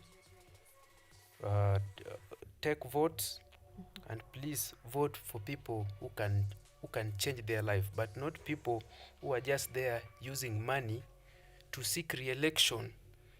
But in real sense, when they get there, the only thing they can do is to steal even that small money that these people are working hard to get. Yeah. Okay, Ojun. An analogy is given of two people who want to cut a tree. They've been given 1 hour. One person will start immediately in the cutting. The other person takes 40 minutes sharpening the axe and uses 20 minutes to do the work and wins. It's perspective. It's mind games that the government keeps playing on the vulnerable citizens who are poor. Poverty is not real. Poverty is a weapon that people who use it have harnessed the knowledge and have learned the art of using it against the innocent people of any community or society in the world. So today, we talk about goons. We talk about gangs. These are people, our age mates and below, the youth, same people that If you give 500 today, they will either eat and you will meet tomorrow in church. If they love singing, you will see them singing. These people we call gangs, you'll also, and goons, you'll also meet them in social places. Juzi kumekuwa na harusi ya watu wawili pale hivyo, VJ Patel went. That went viral. If you see the VJ Patalo and the Sura and the Blinks fighting someone else out there, you'll say these are gangs who are fighting.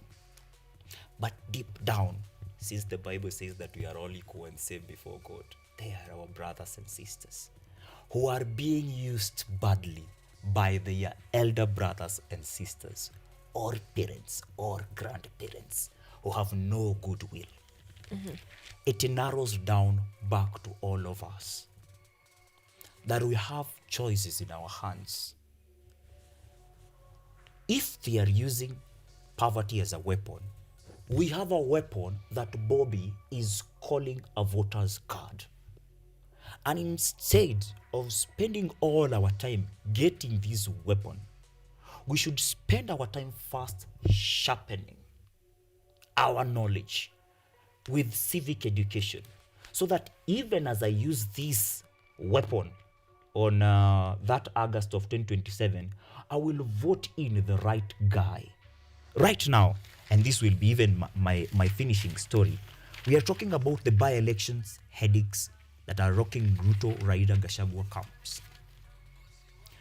This is because these are political leaders with parties, and they want to impress the people. And the people, if they will continue to be gullible enough, vulnerable enough, bado watahongwa na 500 na watavote watu based on party lines, but not on the substance of these politicians. Na tutaendelea kulia sisi wote. All right. To invest in civic engagement and education. Thank you so much, gentlemen, for making time for us this morning. And for our viewers back at home, just so you know, tomorrow is Katiba Day. You are supposed to go to work, but engage in a civic activity. Those are directives from the president. So it is a holiday, yes, but you will be going to work tomorrow. It is to honor the promulgation of the 2010 Constitution. It is Katiba at 15 years since the promulgation of the Constitution. Just to read feedback from a few individuals, we have a feminist podcast. Quite a lot from the person saying jokes aside. Okay, okay, let me read a different one. Watu wanasema SHA is not working, must be new to the system. This is exactly how they intended to work. And someone is saying ameno juang. Shida ni ati system ina protect the big fish. Munajua billionaire mgani ako jela. You can't bring down the empire while in need. It always tries to protect itself. Just saying. So that is a feedback from a feminist podcast who was following this discussion this morning. Thank you so much back at home for staying with us for the last 2 hours 30 minutes or so on this segment, Biashara Tuesday. So much in store for you in other discussions coming up, but from us today, it's goodbye.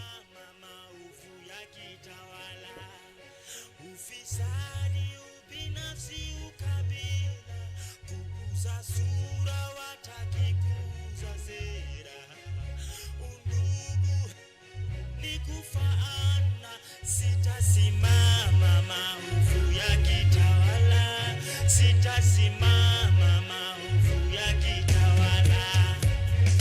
Hatuget wadhifa una deserve bila kasha makashfa. Hii society Kenya wanaeza share ni nyungu ya busa ama keto ya shit.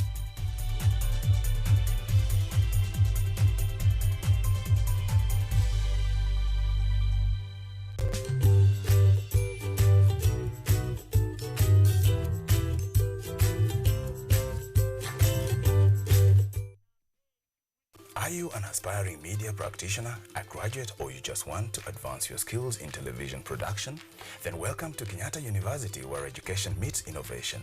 KUTV, the premier university television station in Kenya, is now offering short courses in TV studio, field technical operations, and video editing.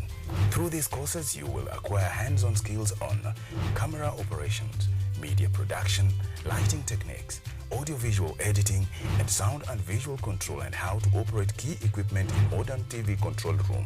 Enroll today at KUTV and discover your full potential in cutting-edge TV broadcasting. Graduates of these courses will receive professional certificates. For more information, visit our offices at KUTV Studios or call us on 020-870-4252 or 020-870-4255 or SMS us on 0739-110-544. KUTV, a new experience.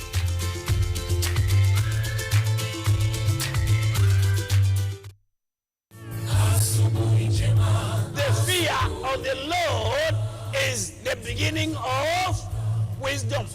The Bible says, when he spoke, then he spoke a parable to them, that men always ought to pray and not lose heart. Christ says, I stand in the door and I knock. Whoever hears my voice and opens, I will dwell with him. Like the moon, I will fade, but like the star, I will rise again. And though I fall, be rest assured that I will rise again. Go to the hospitals, tell them that God will heal them. Go to the prisons, tell them that they'll be free. Go to the crusades and tell people that Christ is coming, and sooner than the word itself, the second advent is imminent.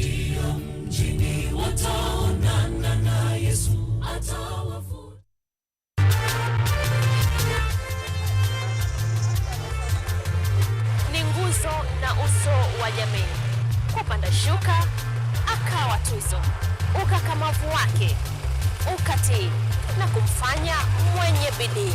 Kwa machozi na makeke, akabaini jinsi ya kuweni. Huyu ni mwanamke ngangari, kwa jinsi alivyo ng'ari-ng'ari. Mimi ni mwanamke mwake. Usikose kutazama kipindi cha mwanamke mwake, nami Caroline Kimwele.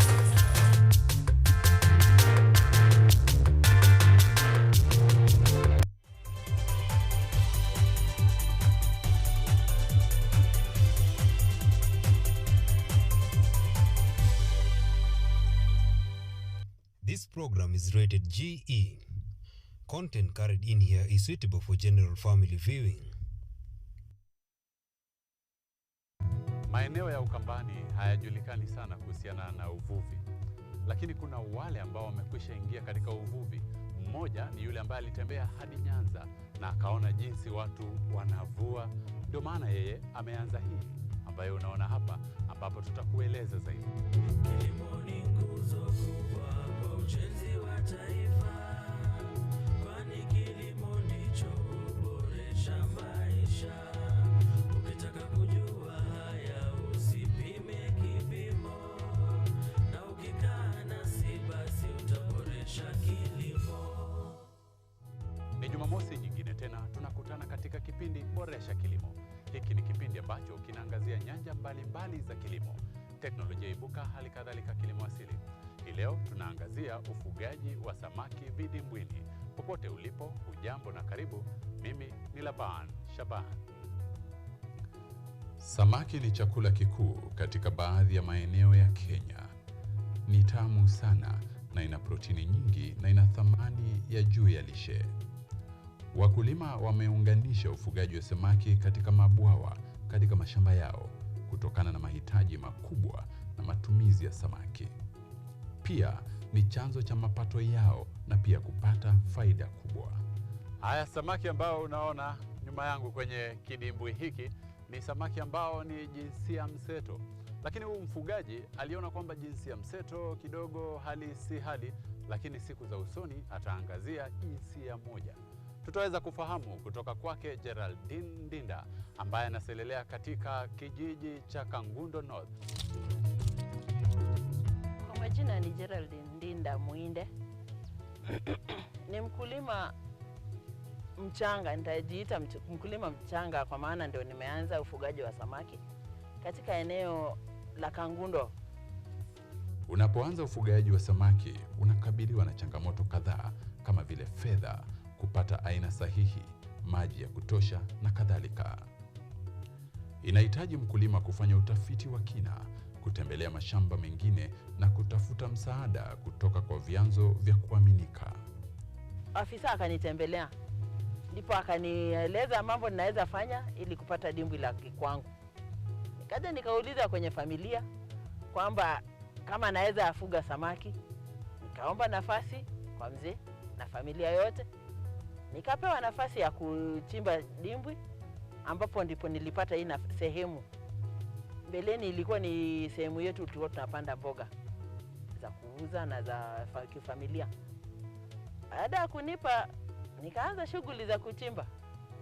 Kwanza nikajifanya mjuaji, sikutaka kuomba usaidizi wa nichimbe. Mwenyewe nikataka kutumia zile hela zangu kidogo kidogo wa nimejifichia kama mama. Nikazitumia. Kima cha shilingi 45,000 ziliisha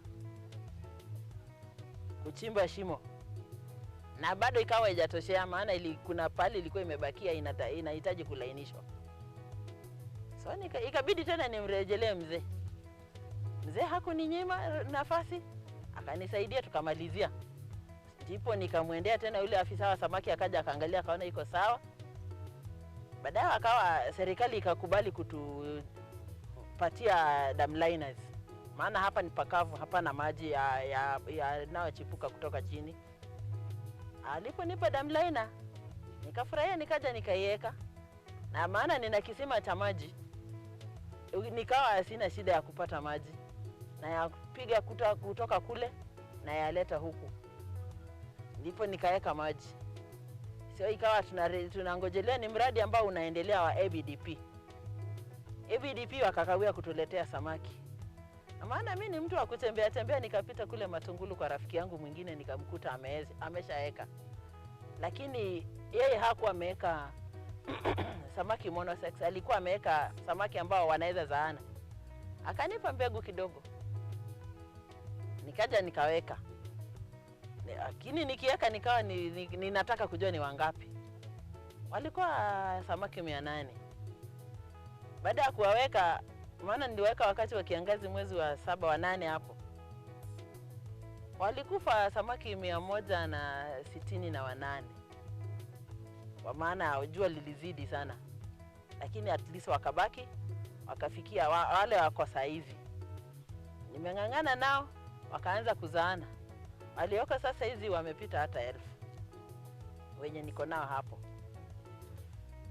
Ili kuwalea wafike hapo, unahitaji chakula.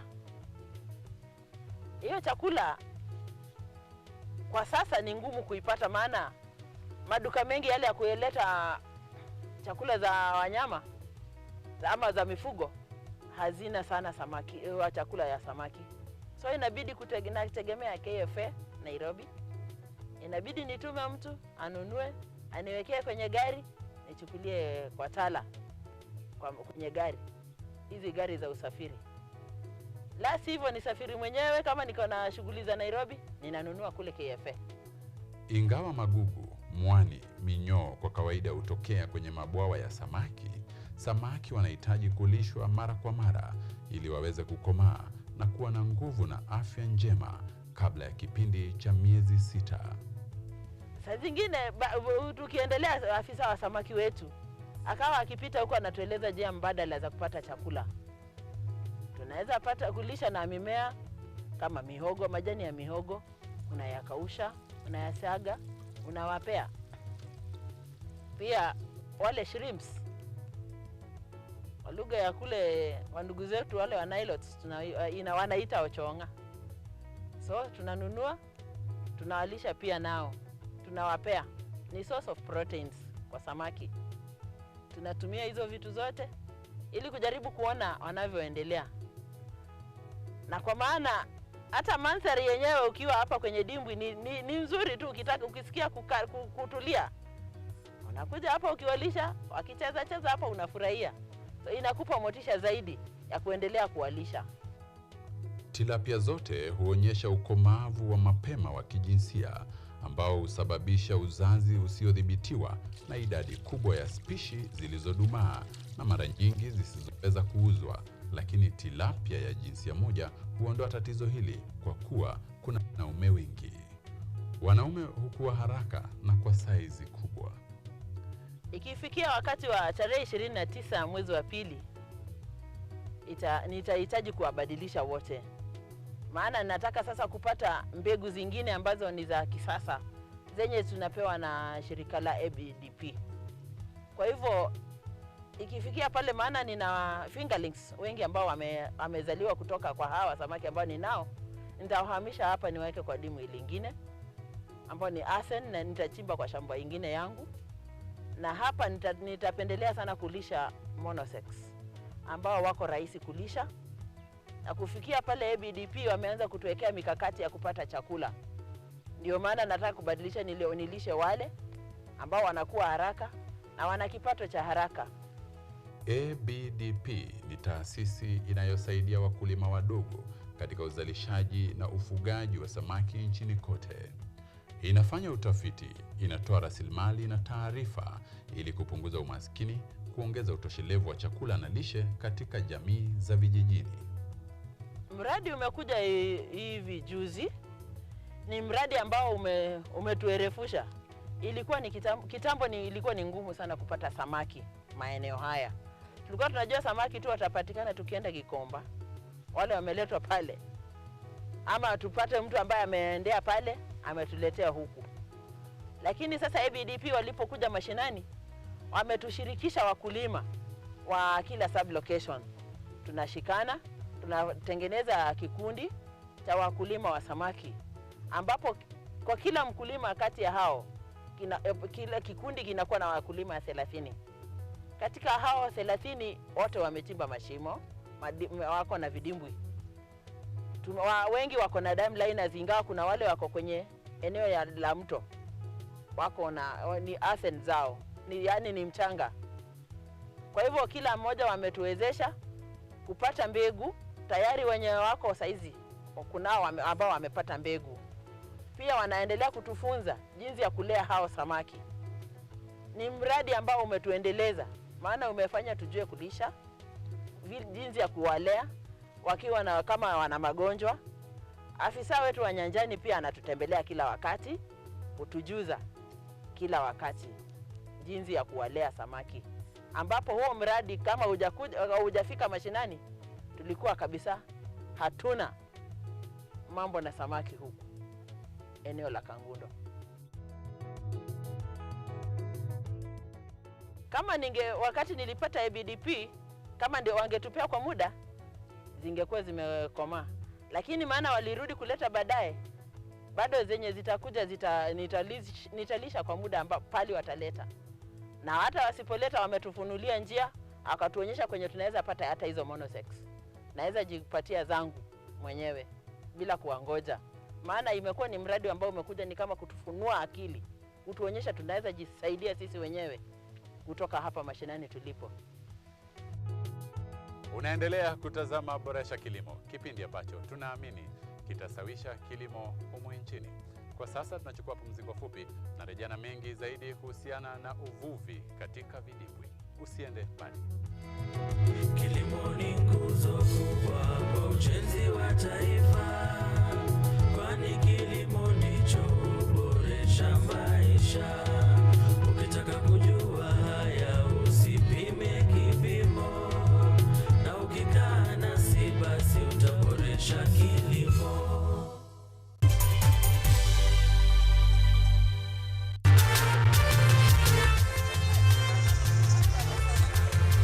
Ni nguzo na uso wa jamii. Kupanda shuka akawa tuzo, ukakamavu wake ukatii na kumfanya mwenye bidii. Kwa machozi na makeke akabaini jinsi ya kuwini. Huyu ni mwanamke ngangari, kwa jinsi alivyo ng'ari. Mimi ni mwanamke mwake. Usikose kutazama kipindi cha mwanamke mwake, nami Caroline Kimwele.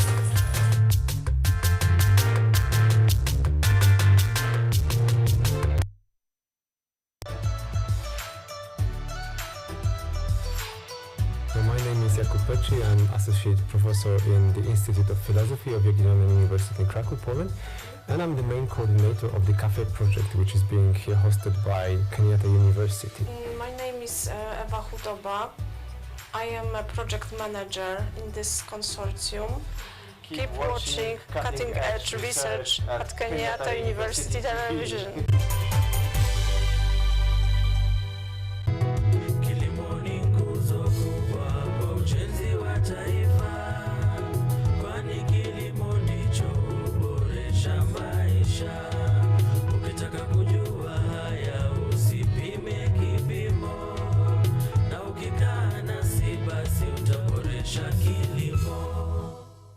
Karibu katika sehemu ya pili ya Boresha Kilimo, ambapo tunaangazia uvuvi katika vidimbwi. Popote ulipo, endapo una maoni, hisia, maswali, ama wewe ni mkulima unataka Boresha Kilimo ije ikutembelee, sema nasi kwenye mitandao ya kijamii @KUTV Kenya. Nifikie mimi @Laban Shaban.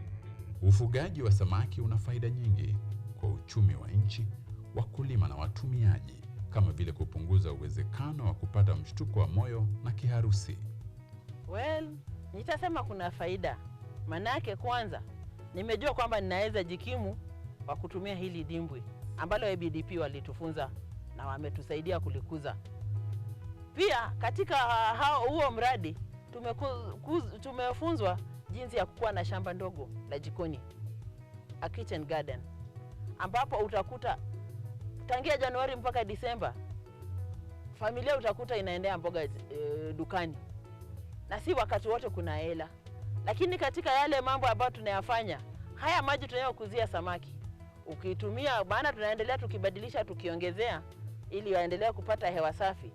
Hayo maji unayoyatoa unayalisha, unayapandia mboga, ambapo utakuta hauna shida ya kwenda kutafuta mboga dukani. Unajikuzia mboga yako mwenyewe ambayo unajua haina madawa.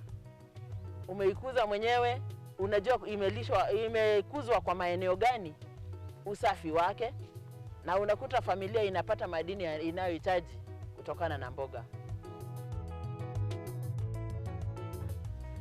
Hapo kitambo ilikuwa ni lazima nikuwe na mbolea ya CAN. Ukitumia haya maji utakuta ni nadra sana kutaka kutumia mbolea fertilizers.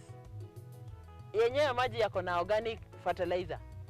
Yaani yanakuwa ni kama yana madini mengine, yanakuza mimea yako haraka na inakuwa ya kupendeza. Sijui utatembea kidogo uone kitchen garden yangu, utakuta kuna courgettes ambazo isipokuwa ule mdudu wa anadunga, sijatumia madawa mengine, ni wakuzuia tu huyo mdudu ambaye anadunga. Na unapata nina mboga throughout, sihitaji kwenda dukani. Kwa hivyo kama ni unga nitatafuta, mboga nitapata shambani.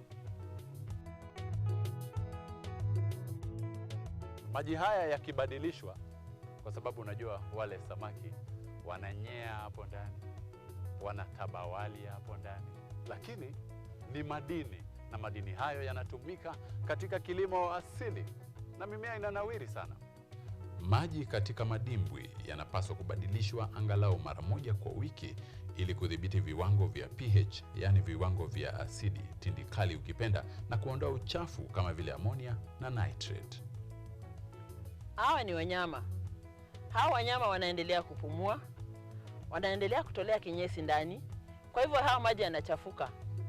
Na ili kuyafanya yawe masafi na wapate pia hewa safi, yanahitaji kubadilishwa muda kwa muda ili yasije yakawafanya wafe wakikosa hewa safi. Magonjwa ni tishio kubwa kwa samaki kwenye mabwawa, haswa ikiwa hakuna hatua nzuri za usimamizi. Magonjwa yanaweza kuambukizwa kutoka kwa samaki mmoja hadi mwingine haraka sana. Kwa hivyo hatua za kutosha zinapaswa kuwekwa. Ukibadilisha maji unaenda ukiwaangalia, huwa unawaona kama wako na vidonda huwa wanapatwa na magonjwa pia. Lakini kwa sana ukizingatia kuwa na maji masafi bila kuweka vitu ambavyo havifai kwenye hilo dimbwi, samaki ni nadra kupata magonjwa. Na wakipata magonjwa, afisa wetu wa nyanjani wanatuelekeza jinsi ya kuwapa matibabu. Kwa hivyo tunawatibu, wanapona, wanaendelea. Ufugaji samaki ni biashara yenye faida. Wakulima wanapaswa kufanya utafiti wa kina juu ya gharama ya ufugaji, rasilimali mbadala ili kupunguza gharama zao na hivyo kuongeza faida. Kila fingerling mmoja anahitaji 1 gram ya chakula. Kwa hivyo lazima ukuwe na chakula ya kuyawatosha.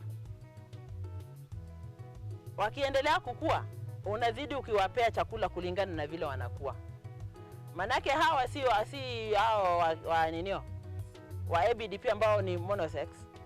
Hawa saa zingine ni wadogo lakini wanakula zaidi. Unawapea chakula. Kwa hivyo huwa unakuja unaweka chakula, unasubiri uone, unawapea muda wale. Wanakula, unakuta wamemaliza. Lakini kwa sasa pale nimefikia, kila siku lazima wakule kilo 1.5 ikielekea 2 ya chakula.